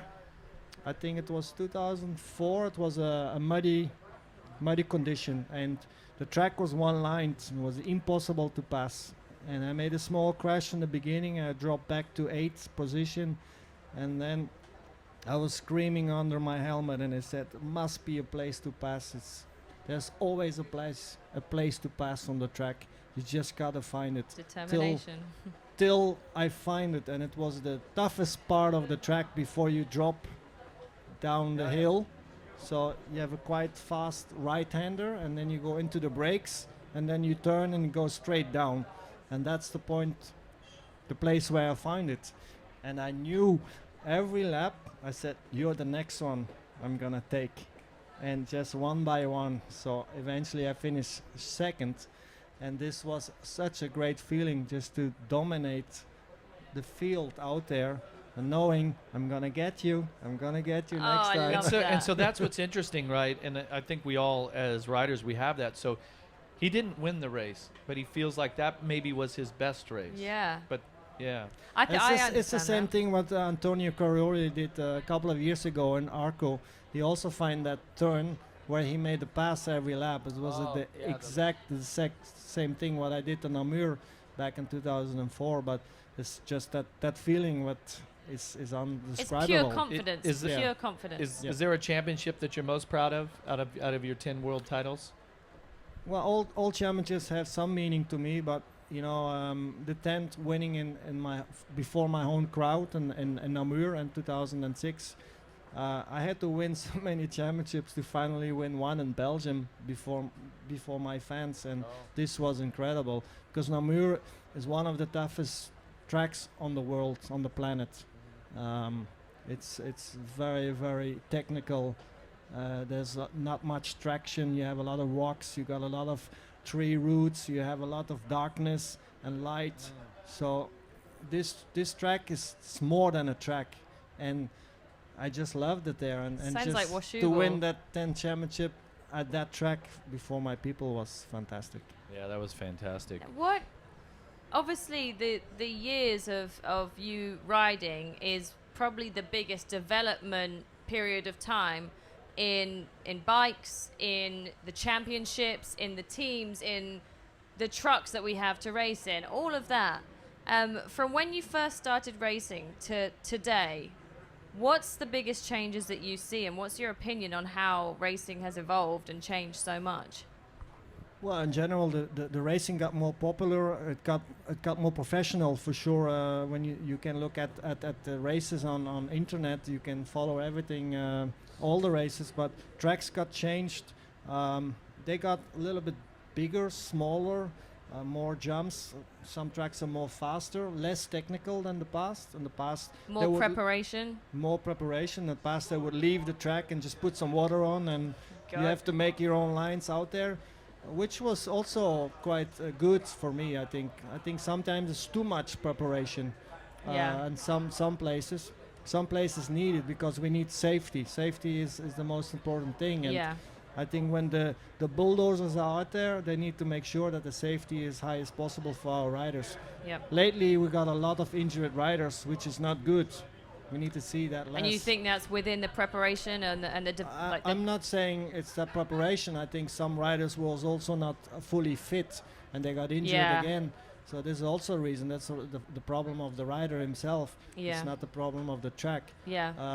But also if you look at the paddock now, it's got so much more bigger and professional. There's much more to see for the people than just racing out there. If they walk through the paddock and you see the trucks and the team setups and the riders. And the Fox 74 show. Yeah, they're always there, and Fox is there, it's great. Would you ever have the ambition to own a team or manage a team again in the future, or is your focus now is to support your son Liam, and then your daughter also is in gymnastics. That has to take up a lot of time too. Well, she's doing gymnastics, and it's not the same like with Liam. With Liam, we go out and ride, practice, and you're there taking lap times. But with Miley, we bring her to the club. She does the training, and I pick her up. We cannot be involved. We cannot even watch. So you're not demonstrating any flips or anything? Not with my foot. If I had a good foot, then I would do everything. So but no team. No desire to run that again. I think now my job is to try and get Liam on the right track, and in a couple of years when he's good to settle and to go, then I'm a happy father. I hope we can succeed in that, and then it's up to him. I don't want to follow him too long and to be on his back. Now I'm there to support him and to try and to put him on the right track. Well, now's the age that he needs that support as well, because mentally he's growing up and might not make right decisions because it's you very don't important. when you're younger. I think the next 3 years are very important for him to support him in the best possible way. And if I have to do something else, it's tough to combine two things. Now, I was saying about the changes throughout the years of when you were Liam's age to Liam today. The way that motocross has changed a lot. There's so much more, like you said, to it. It's not just on the track. There's so much more involved. I think even 10 years ago, riders didn't speak English as well, so interviewing, things like that were different. But Liam's 14, fluent in English, and you put him on a stage, he knows what he's doing, and that's a huge part of the sport now, isn't it? Yeah, that's true, you know, but the kids got a lot smarter these days, you know. When I compare him to me when I was 15, I was nothing. Like he's been riding today. When I was 14, I was not even racing yet.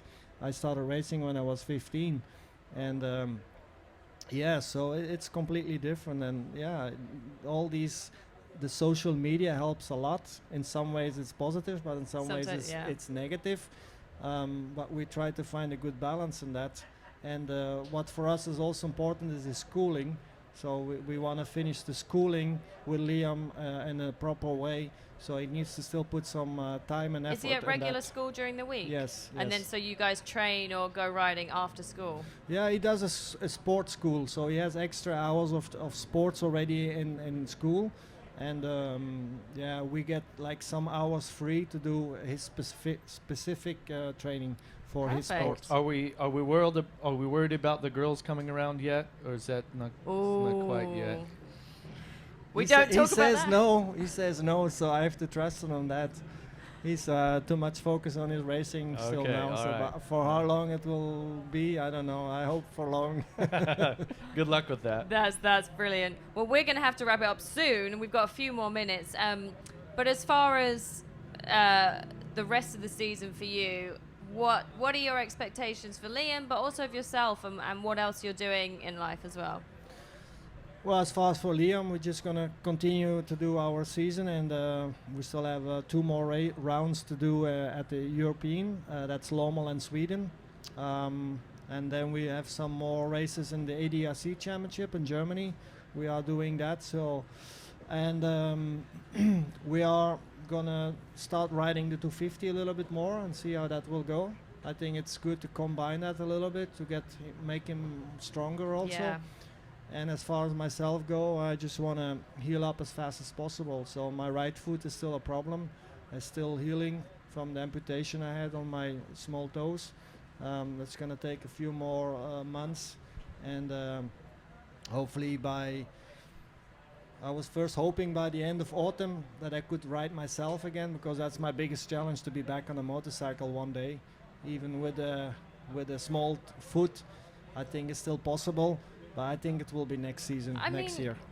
You've said how close it was with life and death of this. Has it changed your opinion on life going through this? Yes, a lot. It has to. Yeah. I got more quiet. In what way? I'm much more quiet now. I used to be like a hurricane. I went through life, and now I'm more calm. Smaller things in life mean more, I'm sure. Exactly. Yeah. Well, I reached out to you through social media. I remember when I first heard about it, and then it was, oh wait, he's in a coma now.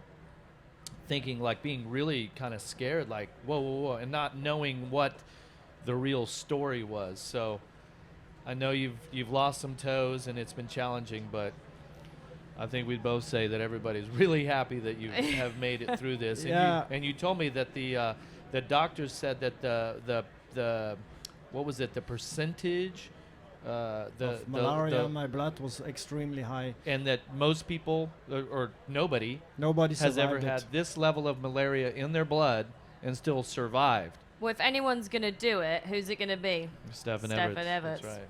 I mean, that's pretty much it. That's right.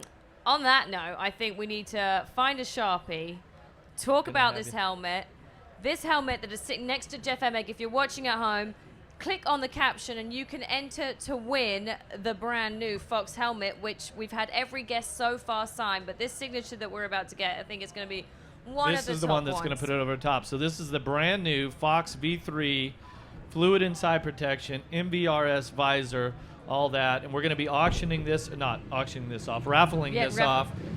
If you're watching on Facebook Live, you can click the link to enter to win. There are people here live at Teutschenthal filling out cards, entering to win. And now we're going to have the legendary Stefan Everts give this thing a sign. We're going to have you sign it right up here on the visor. We got Tim Gajser on one side, and you're on the other. She's dusty. Yep. Yeah. That's right. The best spot. Perfect. Yes. So enter to win on that competition. And like we said, we've been in Massery Basin, St. Jean d'Angely. That was awesome. That was great. Teutschenthal pronounced. How do you pronounce Teutschenthal. correctly? Teutschenthal or Teutschenthal? There it is. There it is. Perfect. I like that. There we go. Oh, look at that. Stefan Everts' signature on And the then we've helmet also right got there. our live crowd. Was this a great interview or what? Stefan Everts. Let's show him some love. Give it up for Stefan Everts, everyone. Wow. I mean, before I go, I've asked everybody we've had on the show predictions. MX2 prediction taking the overall this weekend. I think MX2 is very easy, and that's gonna be Jorge Prado with his whole shots. He's controlling. You know, this track is very suitable for his riding style. So sure, Jorge Prado.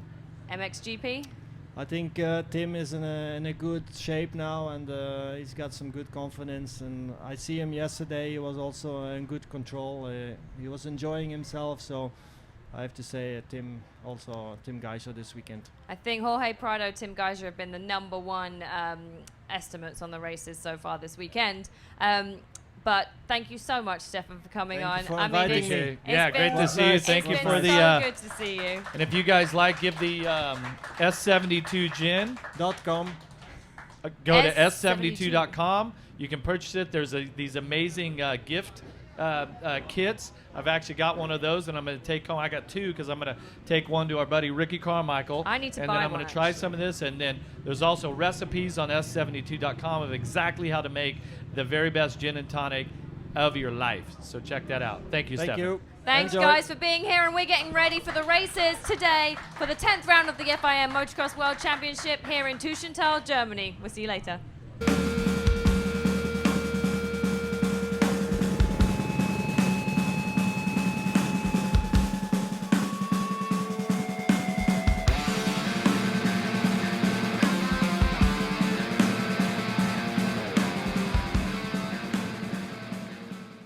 Good morning, Teutschenthal. We are here for the Fox 74 show in Germany, live in the pits, and I'm joined by Jeff Emig again.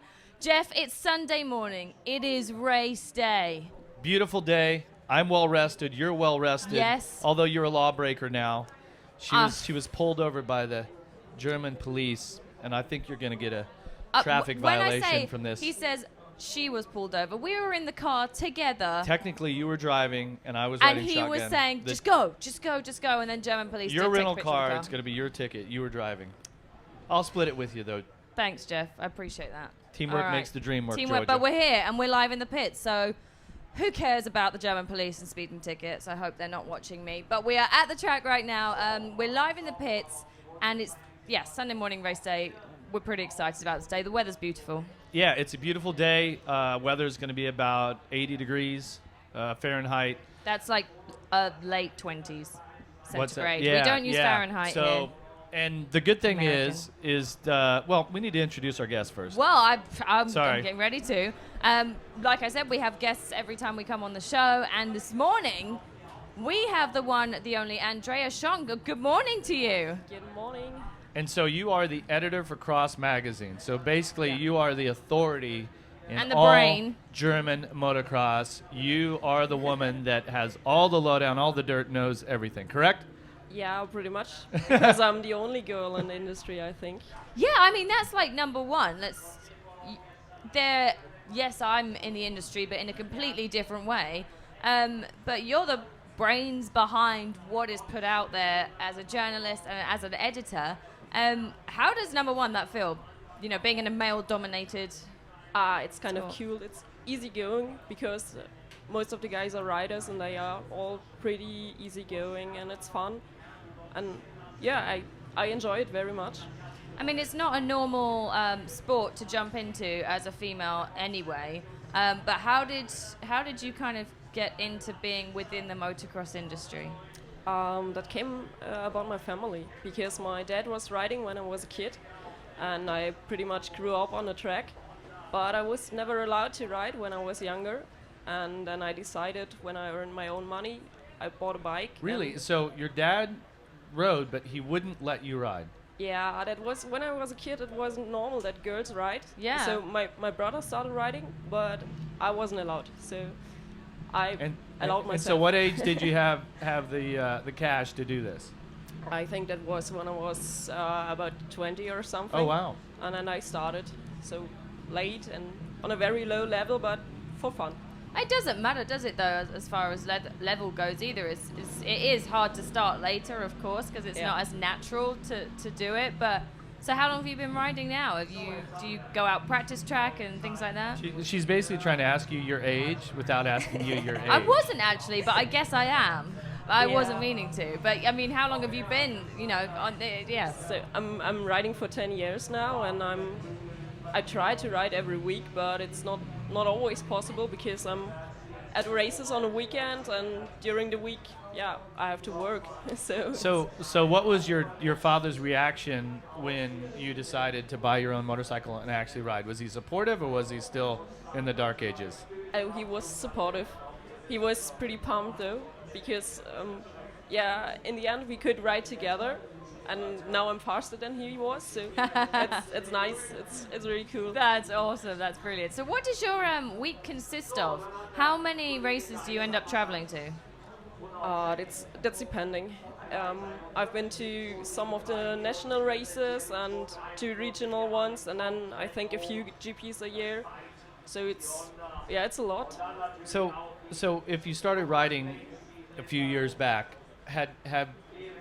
because of your father's influence riding dirt bikes, motocross, have you known about motocross from before then? Did you come to Grand Prix races like this when you were younger? Yeah. Like, how far back does your history go with motocross?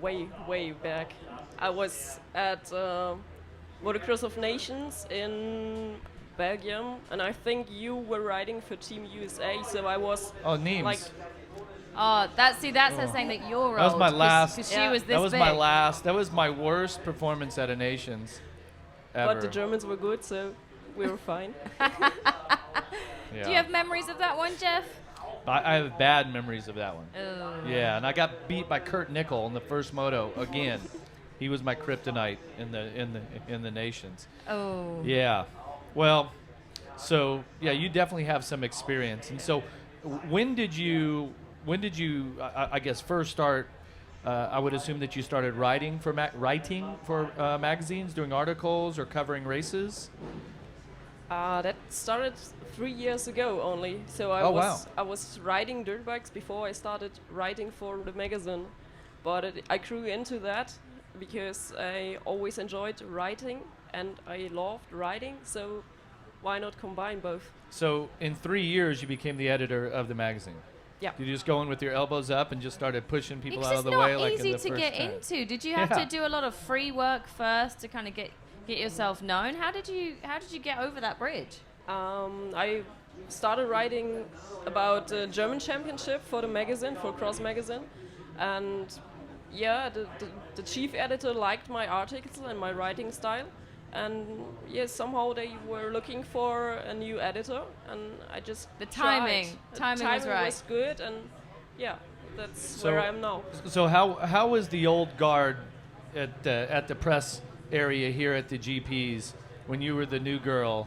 And there's a lot of old guys over there that have been doing this for a long time. That what they say is the gospel, right? Yeah. You know that's the case. And so how was that? Getting into that group, or what's that been like? At the beginning, it was a bit strange because nobody thought I would be a real person.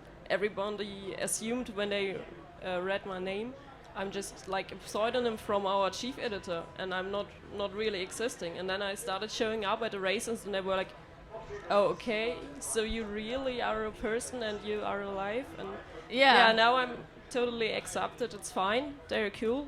I think they enjoy that the girl is around in the media tent as well. Except, I mean, there are more girls like Nikki and. But I'm the only editor pretty much. Well, it's cool. It's definitely a different vibe, isn't it? And it's been the same for me. As you working with a mainly like male industry, but it becomes so normal, and that's who you end up working best with and having the best friends through. But is there, I mean, if you're racing, there's competition. Is there competition on the media side? Not really. I think we're helping each other if we can, and we're trying to support us, because it's such a small business and such a small part of the sport. Yeah. So it's rather a family than competition. So, obviously, the biggest name in German motocross no longer rides GPs. I'm referring to Ken Roczen. Yeah. I mean, I would assume that he is former world motocross champion, but racing in America now and has championships in America. What is it like to have, I guess, the biggest star of German motocross racing overseas, and then having to cover that, getting articles and getting coverage? What's the process like that for your publication? It's not as easy as you would assume, because it's hard for us to reach out to Ken.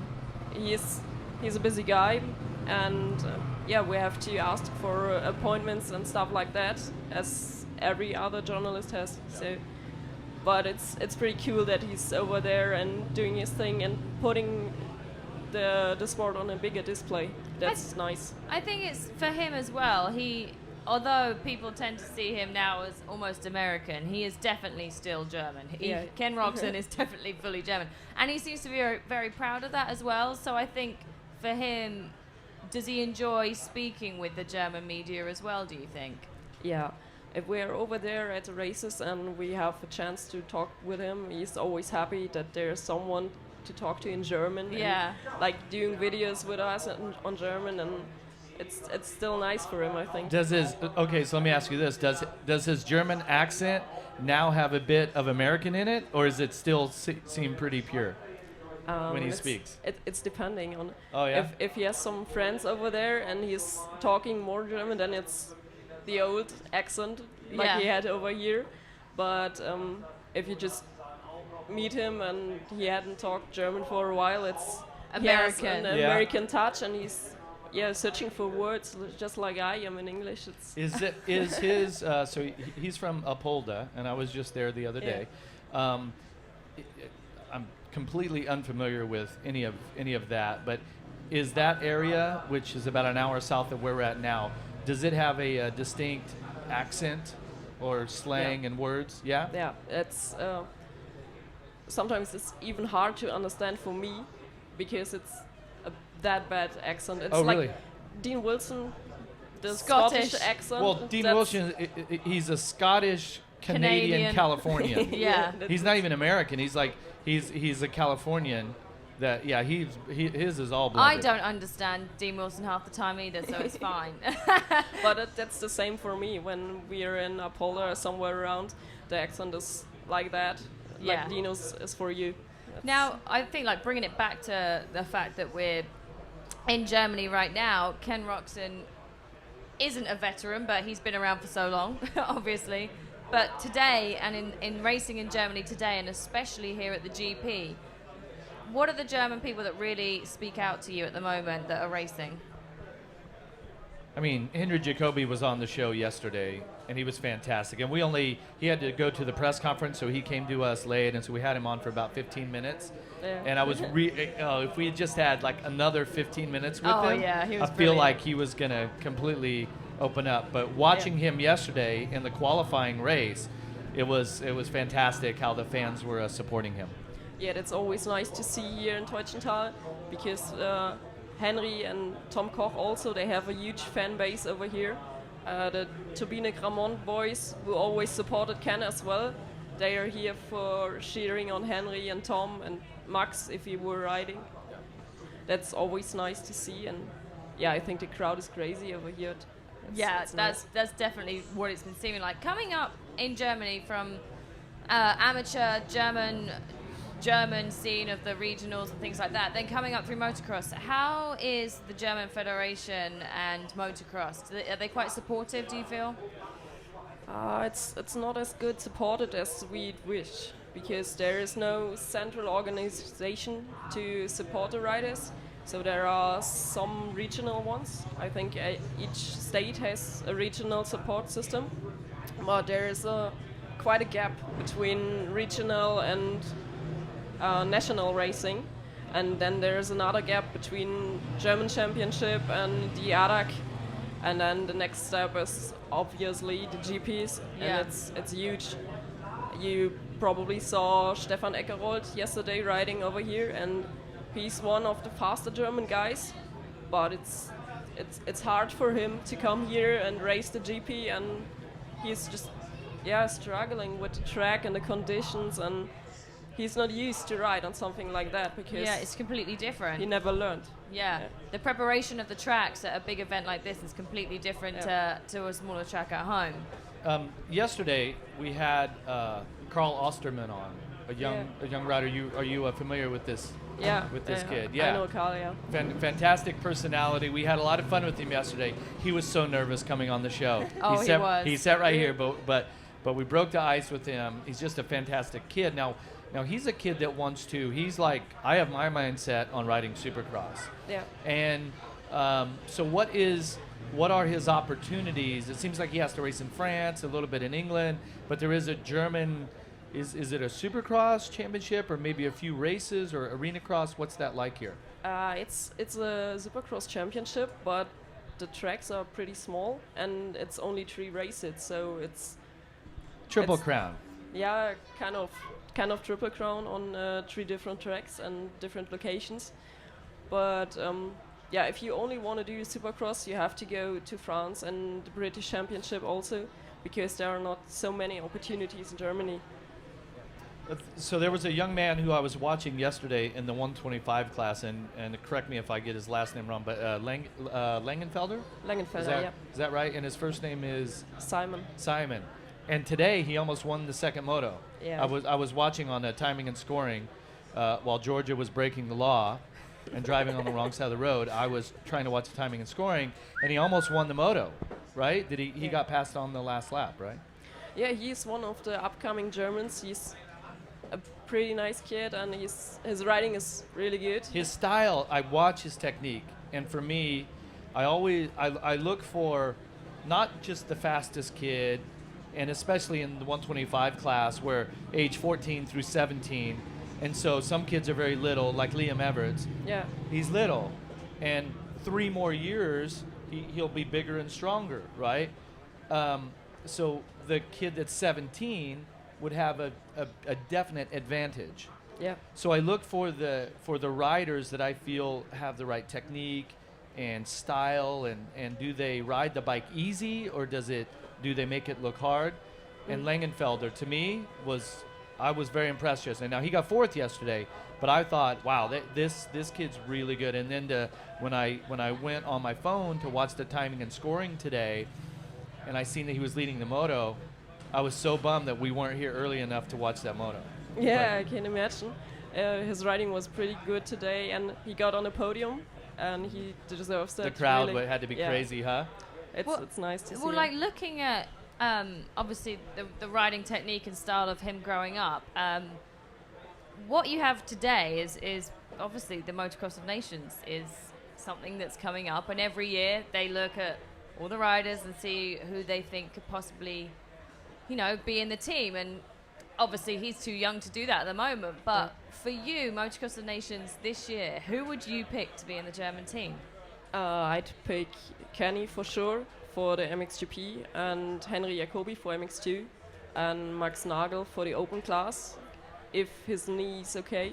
Let's say that. What is the status of Max Nagel's injury right now? It's not sure. He twisted his knee again yesterday, and he went to a hospital to get it checked out, but they have no final results yet. But let's hope for the best. I hope it's not done again. Well, so Max Nagel, Henry Jacobi, Ken Roxton for you. Yep.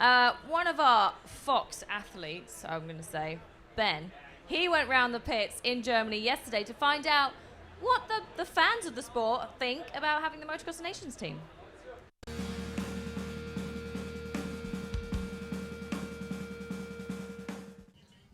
Jacobi. Und warum? Weil er so cool und berühmt ist. Okay, super. Und was sagt der junge Mann? Für mich ganz klar der Ken Roxton und natürlich unser Max Nagel. Super. Und warum? Wenn du verletzungsfrei bleibst, wie gesagt, starker Fahrer, charakterlich top, brauchen wir für unsere Nation. Den Herrn Nagel. Und warum? super Typ. Also Stefan Everts, DM-Fahrer um Platz 2, echt Top-Fahrer, der macht übelste Killer-Whips und ist ein Kämpfer. Henry, keine Frage, ne, MX2 und kein Roxen, ne, einmal frei. Also ich würde sagen, Henry, kein Roxen und Stefan Everts, mein Mann. Warum? Kein Roxen, kein Roxen, kein Roxen, weil es dreimal, weil das einfach geil ist, dreimal kein Roxen. Kenny Roczen, Henry Jacobi, Max Nagel war im Moment in Top-Leistung und ich glaube schon, dann haben wir die Chance, den Titel nochmal wieder nach Deutschland zu holen. Halt, ja. Okay. Henry Jacobi, einfach der beste MX2-Pilot. Tja, der wird es schon schwer. Max Nagel eigentlich, leider verletzt. Als dritter Fahrer wird es schon schwer. Ich würde sagen, Dennis Ulrich, würde ich jetzt sagen vielleicht. Ja, ansonsten ist mit der Zweitakter stark gefahren im letzten Jahr, dieses Jahr auf der Viertakter, bei Mania C vorne mit dabei und ja, die drei würde ich sagen. Ken Roczen, weil er einfach der beste deutsche Fahrer ist im Moment. Dann der Henry Jacobi, der ist dieses Jahr bärenstark in der WM. Ja. Gut, einen dritten Fahrer, müsste ich jetzt überlegen. Da fällt mir jetzt gerade... Weiß ich nicht, ist er, gut, ich weiß nicht, wie er jetzt, okay, der fährt jetzt auch nicht so schlecht aktuell. Ja, Ulle wäre eigentlich der nächstbeste, ja, sonst fällt mir nichts weiter. Aber die beiden anderen sind gesetzt? Die beiden anderen sind gesetzt, würde ich sagen. Okay. Zu einem, unser Kenny, ist einfach der beste Mann für Deutschland, ist so, schon lange nicht gefahren.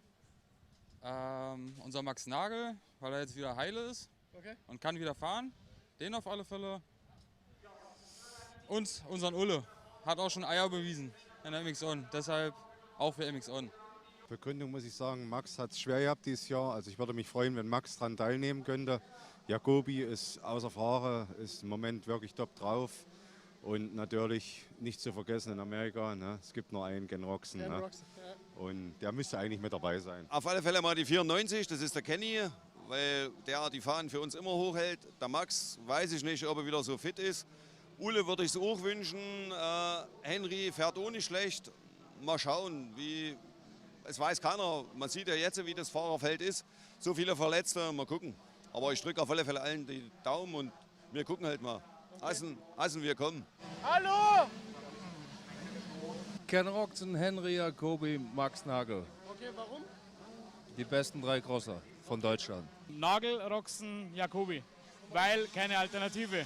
Caro, wir brauchen von dir 3 Fahrer fürs deutsche MX-On-Team, die Namen und die Begründung, warum. Ken Roczen, deutsche Nummer 1. Okay. Henry Jacobi, MX2, da die Nummer 1. Und Max Nagel im Open, auch die Nummer 1. Oh my goodness. See Ben the athlete. He's in the audience right here, looking at us. But wearing a helmet, knocking on the toilet doors. I mean, we're going to bring this guy to the Motocross of Nations. That's happening. Well, Ben is obviously a former athlete. But you're good on the mic, buddy.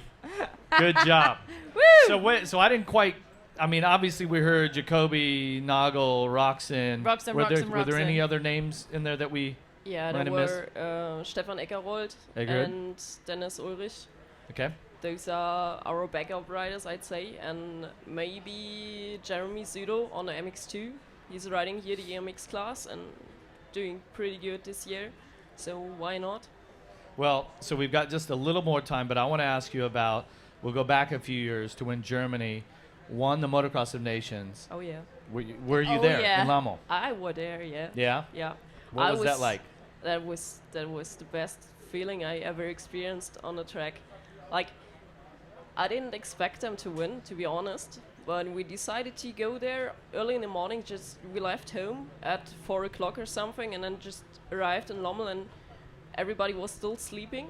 And then we found a nice spot straight on the track, and Kenny rode so awesome, and Mark is the same, and Max, it was so nice. Yeah, and then can't describe it. Yeah, I've got goosebumps again. Yeah, me too. That's where that's what makes the Motocross of Nations so special as opposed to any other race. And we had Marcus on, and he talked about, well, it's just one race, this and that, but to be a part of that team, I think was very special. Yeah. But then also, as luck would have it, is that the next year Germany would host the event here at Teutschenthal, and so even though they weren't able to win it again back to back, leading up to the event, I imagine the excitement for the team and the event was just off the charts.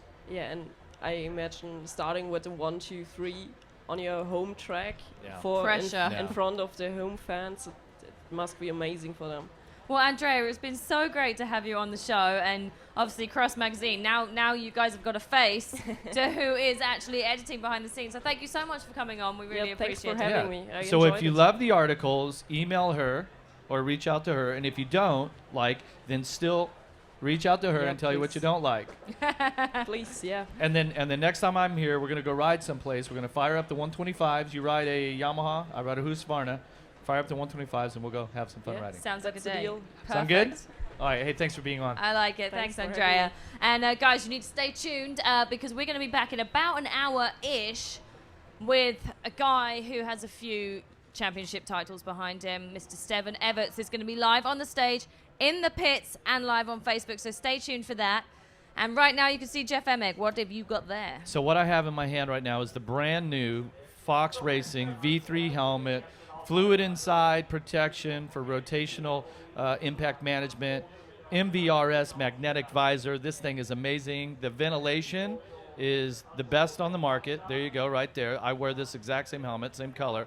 This is autographed by all of our guests. We're going to have Andrea autograph it here before she leaves. But if you're on Facebook right now, you can click the link to enter to win. We've also got people here at Teutschenthal entering to win this helmet right now. And I believe we'll be giving it away next week. 'Cause this will be the Not last sure. of We'll double check but you on can that enter one. to win this helmet. So click that link on your screen and enter to win this Fox Yeah, Racing grab your V3. Sharpie out. Let Andrea sign that Andrea's helmet gonna sign too. this. And you guys stay tuned. Like I said, Stefan Everts, the legend, will be with us in about an hour-ish. So we'll see you on Facebook live in the pits later on. See you later, guys.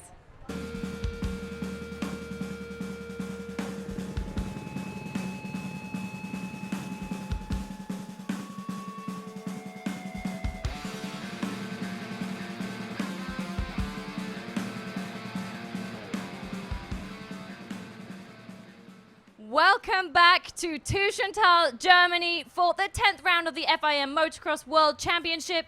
The motos are done. It is Sunday evening. Racing has just finished in the 450 class with the winner of Tim Gajser wearing his amazing Fox clothing. I'm joined by Jeff Emig. He's here again with me, and Austin Hoover. Austin Hoover, how are you doing today? We're good. We're good. It was another good day. Yeah, another win for Tim. Sun shining. We're in Germany. It's good. It's All's hot, good. guys. Is it not incredibly Well, hot? it's hot. I mean, it's hot for Germany. I mean, Yeah. let's face it. It was hot. 80 degrees today. Everyone's burning up. Yesterday at AMA Pro Motocross, it was about 96 degrees, tons of humidity. What was the ambient temperature? It was like 102, 103. Yeah, So feels like. I it think feels like was 102. 103. Yeah. so, Either way, I'm hot and you're wearing long sleeves, so yeah, you're so American. Champion. You're like, oh, it's cold here. A little bit of maybe a wardrobe malfunction But it- today. yeah. But I mean, MXGP this weekend, the racing was really good all the way through. 125, 250 EMX, MX2, Prado won both motos. Not surprising, he's been on a big run. And then our guy, Tim Gajser from Croatia. I'm sorry, Slovenia. Yeah, he yeah. just killed it once again. I mean, Yeah. how many overalls is that now? That's 6 now. 6 straight. Yeah. Before it's crazy. before we do get to Tim though, I want to give a little shout out to one of our EMX 125 riders, Simon Langenfelder, got 2nd overall. He went, I believe he went 4-2. Yeah. He led a good portion of the second moto. So he's had a couple tough ones. So it's good to see him get back up on the box, and I really like the kid. I think he's got a pretty. We were watching him ride during the qualifications, during his first moto on Saturday. He's got a really interesting fluid style, really effortless. And I mean, if the king of '97 says he's got good style, he's got Then good he's style. gonna have right? No. So what I always look for with young riders, especially at that age, is do they make it look easy? Like, are they at their ceiling, or do they have room to grow? I watched him on Saturday, was 4th, And I'm like, okay, so he got fourth, and he was third at one point. He fell back the one position. But I'm like, he's still got a lot of room to grow. And then to find out this morning, as we were pulling into the track, the 125 race was ending, he almost won the race, right? He definitely, his ceiling is a long ways. Like, he's got he has got more in the tank. And when I watch his style and his technique, it's completely effortless. Hang on a minute, guys. But when you talk about effortless, there is nobody this weekend that rode more effort. There, look, awesome look job. who's going to join us. Tim Gajser, You haven't made it everybody, back. our 450 winner. Sit down. Come on. I'm sorry, we've just stolen you. Dude, You walked past. Crushed it again this weekend. Huge congratulations. You make it look too easy. It's too easy. I Is had it so easy? much fun. I mean, like, the track was really technical with deep rods. Also, the start was really important, and I was able to take two whole shots and then lead from the beginning, make a comfortable lead, and control the race. So yeah, I have a lot of fun. Yeah, it's like, okay, the whole shot. One moment, though, in the second turn in the second race, you go over the big jump, and then you make the left. Did you hit your rear brake? Did you miss a shift in that second turn? Yeah, when Jonas almost passed me, I think Yeah, he yeah. passed me over there. I went inside, so I tried to block the line, but outside was obviously faster and more smoother because on the inside was really deep. So yeah, after in the race I switched the line. Did you miss a shift or No, I anything? didn't. No, I it didn't. just. But he was there. You could see him. Yeah, He exactly. was coming around the outside, and it was so close. That's the only mistake that I saw you make all weekend long. I was about to say, first moto was... That's right. That I can remember that I saw you make. Yeah, quickly tell us, because we're going to let Gotcha. you Oh, go in a man. minute, because I know you're still in your So gear, about but the what mistake in happened? first moto? Yeah. That's right. Actually, it was like I had a good start. I think in third lap I have already like 8 seconds gap. Yeah, But, it was big. Then I was trying to change the line over there on the back, and the rods were so hard. So actually, when you pick one line, you couldn't move out of it. So I tried to move out and just lost the front end. So you didn't get sleepy Yeah, and yeah, fall over. yeah, No. yeah. It was- And then too big. Jeremy kind of came on the inside, Yeah, didn't he? But exactly. he went down, and you stayed up. Really? I didn't see Yeah, that. Yeah. It did he not? He went down and then picked his bike back up. Yeah, it wasn't like a down. But I mean, just a couple seconds. But Actually, I tried to rejoin as fast as possible. I mean, Yeah. like I know that I make a big mistake during I was, really I was leading. But anyway, after I could regroup quickly and make another gap like 12 seconds and then control the race. So Hey, Tim Gajser, Fantastic. huge congratulations. Give it up, everyone, Get for it our for him. We got 450 some winner. Tim Gajser fans here. Tim Gajser. We'll let you go. We Good just job, grabbed bud. you last Good minute. job. Good job. Congratulations, Tim. Wow, that was, I mean- that was cool having him stop by right Well, now. what's so awesome is if you guys Wait, want he's to already see it signed on... Yeah, on he's already signed it. So he we're already good. signed it. On Facebook, yesterday we had a pre-race interview with Tim Gajser, so you can go on Facebook and have a look at that, and you'll get to see what he said before the race and now after. So that's what's cool about being mean- live in the pits on the 74 show. Yeah, he had such a good weekend that I was like, I completely forgot that he crashed the first moto because he had dominated Yeah. the weekend. I mean, he looked great. Fast qualifier, qualifying winner. You kind of just go, okay, yeah, he just had this thing handled. Yeah, it's like we talked about in France, I believe. It's like, when things are going your way, they're going your way. And, I mean, that's a great example of it. I think you even said that earlier today. Yeah. So I'm stealing Yes. your line. Yeah. So when he fell down, and then Seaward comes through and is like, okay, he's got the clear path, and it just happened. I mean, it's completely just like luck. Like there's no Right. skill. Nobody meant to do anything, but it's one of those deals that if it's not your year, Tim would have got up. Oh, I crashed. I got up, and then somebody would have hit him, and he would have went Yeah. down again. But right now, things are really flowing for him. The energy, I mean, all that. But there's, you do have to make your own luck. Hard work and dedication makes you luckier. There's no doubt about it. Oh, for These sure. guys- And there's the Jeff Emig fans the one, out there in the one crowd. fan. Yeah. See, I told you there's still one here. How much I did you told pay him. him? Yeah, I'll Buy pay you you later. beer. Okay, I'll pay you later for that. He would like that. Seriously, I'm like the Rodney Dangerfield of motocross. It's like I get no respect. This is unbelievable. Oh, people Oh, love stop it. seeing you, Jeff. Don't be silly. as far as we talked about Jeremy Sewer, but I mean, we've got to go outside the box and look at how impressive his riding was despite that mistake. He had an impressive moto, and Arnold Tonos on the box again. Yeah. I mean, he's been killing it this year. Yeah. And we talked about him. He's either on or off, and he's on. Yeah. Arnaud's been killing it. He's a super good dude. I think Arnaud's one of those guys that, like, everybody's stoked when Arnaud's doing well. Like, nobody can say a bad thing about Arnaud in the paddock. So it's awesome to see both him and Gauthier up on the podium again. And Gauthier had a couple rough weeks. A big crash in Russia.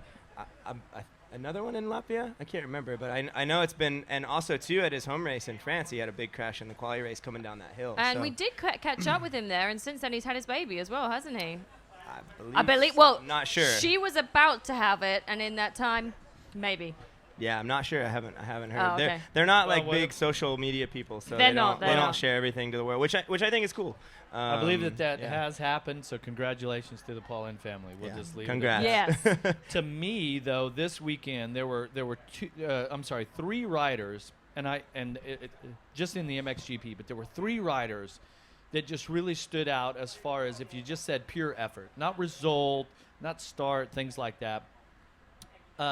Lieber in the first moto. Guy worked his way up to second. I mean, he was battling. It was insane. He has a massive crash and possibly a broken arm, elbow, something. Yeah. Just heartbreaking. I heard elbow. Yeah, that's what I heard he was too. on the gas, so he was second when that happened. Sewer. That had to be the best as well, the best result while in a race I think he's had for a very long time. And it's the furthest up I've seen him running, I think, this whole season. Yeah, definitely. And so then Sewer has that really good first moto, looks solid, and second moto has to ride from behind. And then also, for me, the first moto on the MXGP broadcast, we watched Gauthier Paulin and we watched Fevre take his roost. Seemed like they stayed on him. Yeah. Fevre and the roost here is it can't be good. It's hard clay, rock. Not as bad as And Saint-Jean. Fevre was behind him the I don't whole know. race and eventually got past him. But then the second moto, when Fevre goes down off the start, he gets pinched and goes down, has that massive crash. And he rode back inside the top 10, I believe, but Fevre put on a hell of an effort today, too. Oh, dude, he was on fire. Yeah, for sure. He was ripping. I didn't actually see it. Is that why Sewer had such, like, he was so far back off the start? Did he get caught up with Fev a little bit? I only saw Romain, but don't take my word for it. I couldn't even remember that Tim crashed the first moto, so don't ask me. Yeah, that's a good point. You're not the best authority. I'm old. That's what happens. We're the true motocross fans that turn our head for 2 seconds, something happens, and we completely miss it. We got no earpieces to find out. Also. But yeah, the 450 races were awesome, and like we've said, Tim really has had an awesome weekend for him. And I tried to find out a little bit about Tony Caroli too, to find out if we'd heard anything about that, but there doesn't seem to be too much word on the results of any scans, x-rays, or anything that we know of yet. But I'm sure Red Bull KTM will bring out some info for us. You just can't let the pit reporter job go, huh? You got to dig for the stories. I just can't help it. Well, what do you guys want to know? Do you know what? Actually, this is our last show of the weekend, but we will be back in Assen for the Motocross of the Nation. So if you have questions then, you got to keep watching, and that's going to be a completely different kettle of fish. Kettle of fish is the same in England. What we are conspiring to put together with Austin's budget here is going to be insane. Yeah, I think you guys want to be back for that. Assen, we're going to blow it out. The 74 show, this thing's probably going to be burnt down by Monday morning. Well, I hope not. the Germans Hopefully tried not. to steal all of our helmets last night, so I hope that doesn't happen again. We're gonna need more security. Isn't that crazy? But I got to give it up. So some crazy race fans came in last night and took a couple of the helmets off of our mannequins that you guys see in the backgrounds here. And it just so happens that security saw two guys walking around with these helmets, and Didn't what look I right. what I think is interesting that they noticed, hey, something just isn't like these guys shouldn't. They should have beers in their hands, not Fox helmets. yeah. I guess that looked a little sketchy. Confiscated them and brought them back, and so. I mean, cheers to the security here at Teutschenthal. hang on, Like, that's Shout really out cool. shout out to the Teutschenthal security team No, for getting no, our helmets hang back. doesn't on. happen often. 2 points to that. First off is they didn't even take the signed helmets, which is questionable. Our crew took this, and it was. And in a second more of all, secure area. I think it must have been karma They were really good to us last night and really bad to me this morning. Yeah, this morning. Did we tell the story? Yeah. So, but Briefly. yeah, we did briefly. My So mum texted me chances actually are and said, Georgia, what have you been doing speeding? Austin and Georgia are probably going to end up with not speeding tickets, but driving tickets for being on the wrong side of the road. But the traffic was so bad, we would not have made the first show had we not made a couple of adjustments to our driving lanes. There was no sign to say you cannot go in this lane, so actually, police. There were no signs, yeah. I mean, other than like common road law. That doesn't count in a queue. Well, I'm just gonna Georgia stop with that has one. an argument because she's from England, so she's going to be like, "Hey, I'm English. I thought I was supposed to." Yeah. But you're American, so you have no. Yeah, but doesn't American tourist get you like out of almost anything? Because we literally are the worst tourists. If I was your attorney, that's what I would go with. Yep, you guys would do really well. On that note, we're going to scrap that and talk about the 250 class. MX2 class. I mean, the biggest thing that kind of happened in that race that you guys at home might not have caught was the Henry Jacobi and Adam Sterry get together on that straight. They're teammates. They're working out of the same rig. They're probably. Talk me through it first. If guys haven't watched it at home, what happened?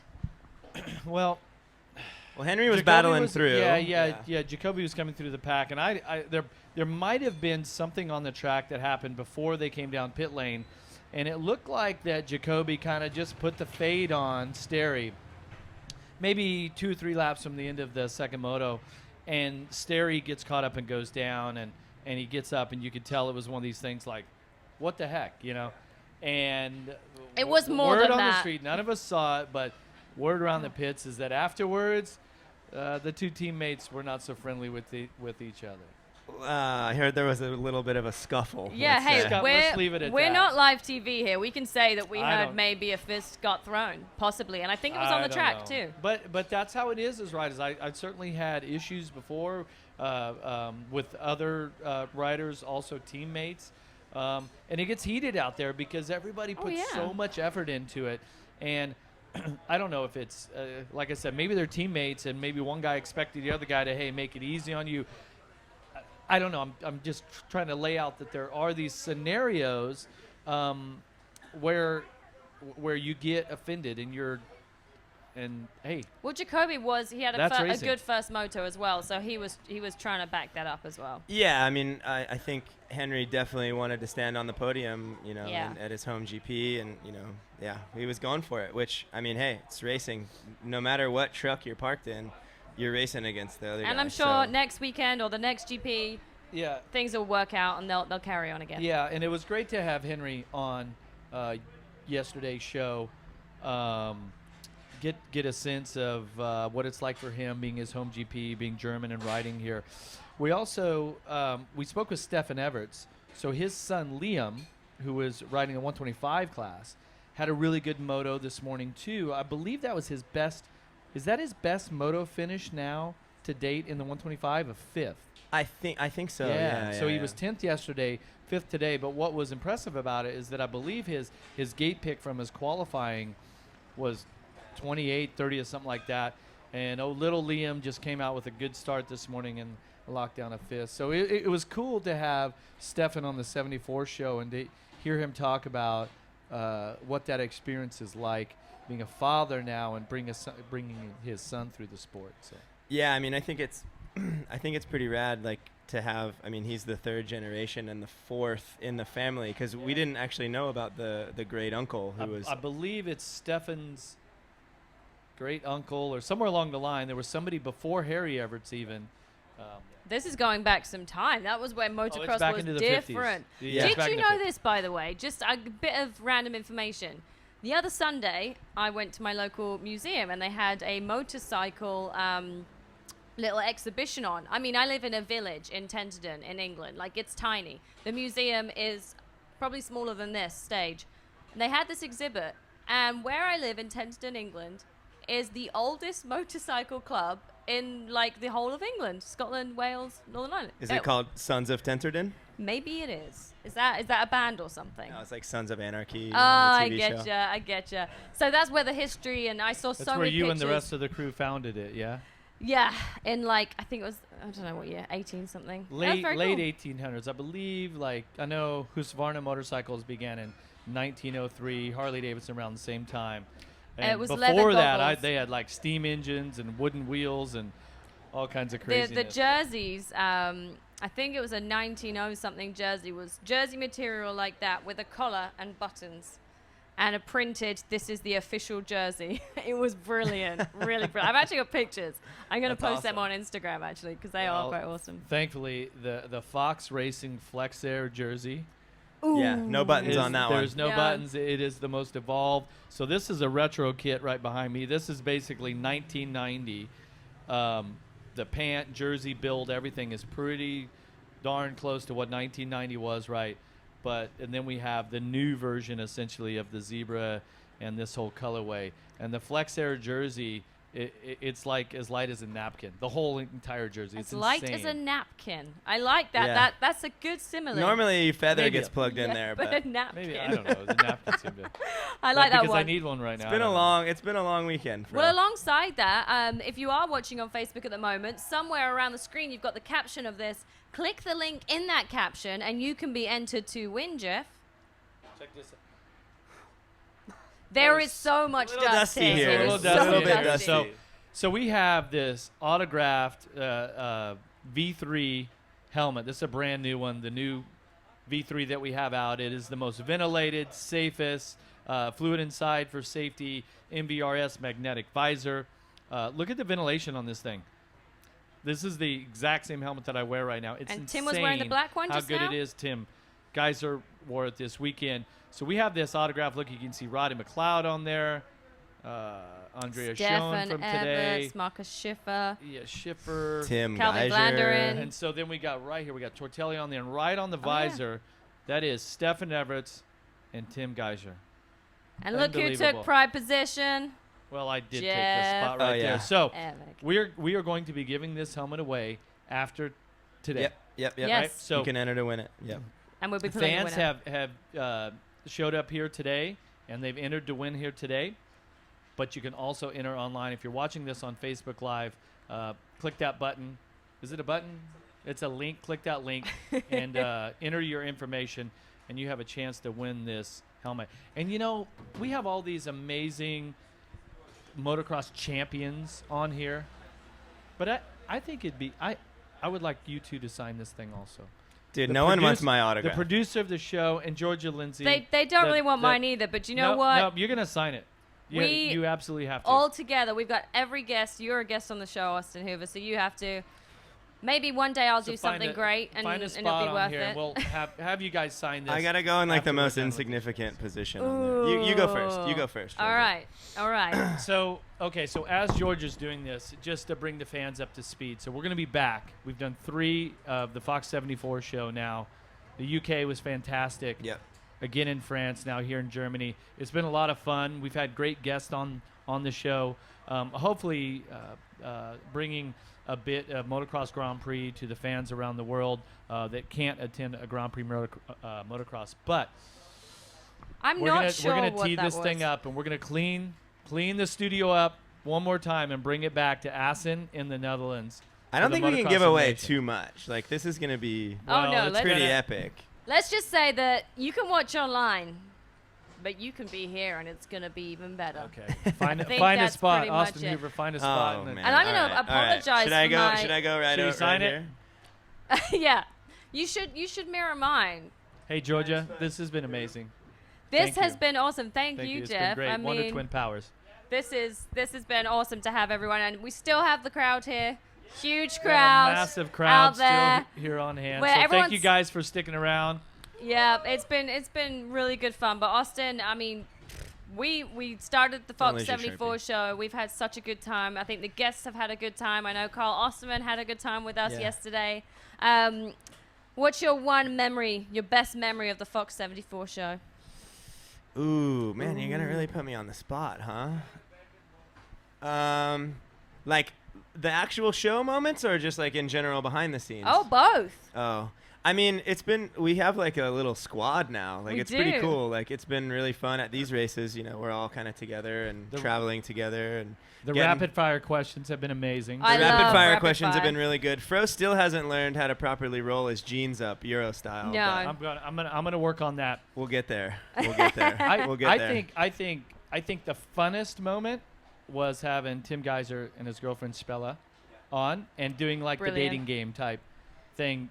Yeah, that was good. Put Tim on the spot. He was like not expecting it. Yeah. She was fantastic. It was super fun. Yeah. It seems like we've really tried to like embarrass Tim on multiple occasions. We had the video yesterday of his crew. We had Spella on with him. If you've got and the red Maddie. plate and you're a world champion, you deserve to be embarrassed by people that love you, so it's fine. Well, and also he's got to get tired of being asked, you know, how's it going? How's your bike set up? You know, but we can have a little bit more fun with him. So it's it's been awesome. It's been really cool, and thanks to you guys for making it happen. And well, Jeff, this is it. This is the final countdown. We're all going to be flying home. Jeff going back to America, Austin back to Barcelona. I'm going back to England, and from Teutschenthal, Germany, and everybody that supported us and all the teams out there have been awesome. Everybody at Fox too. We've loved having all of the different Fox dealers from every country come and visit. They've been so great to have out here. Jeff, one last word for the camera. That's it. Thank you. It's been a great time. I appreciate it, guys. I'll see you in September. We'll see you in Assen. Take it easy.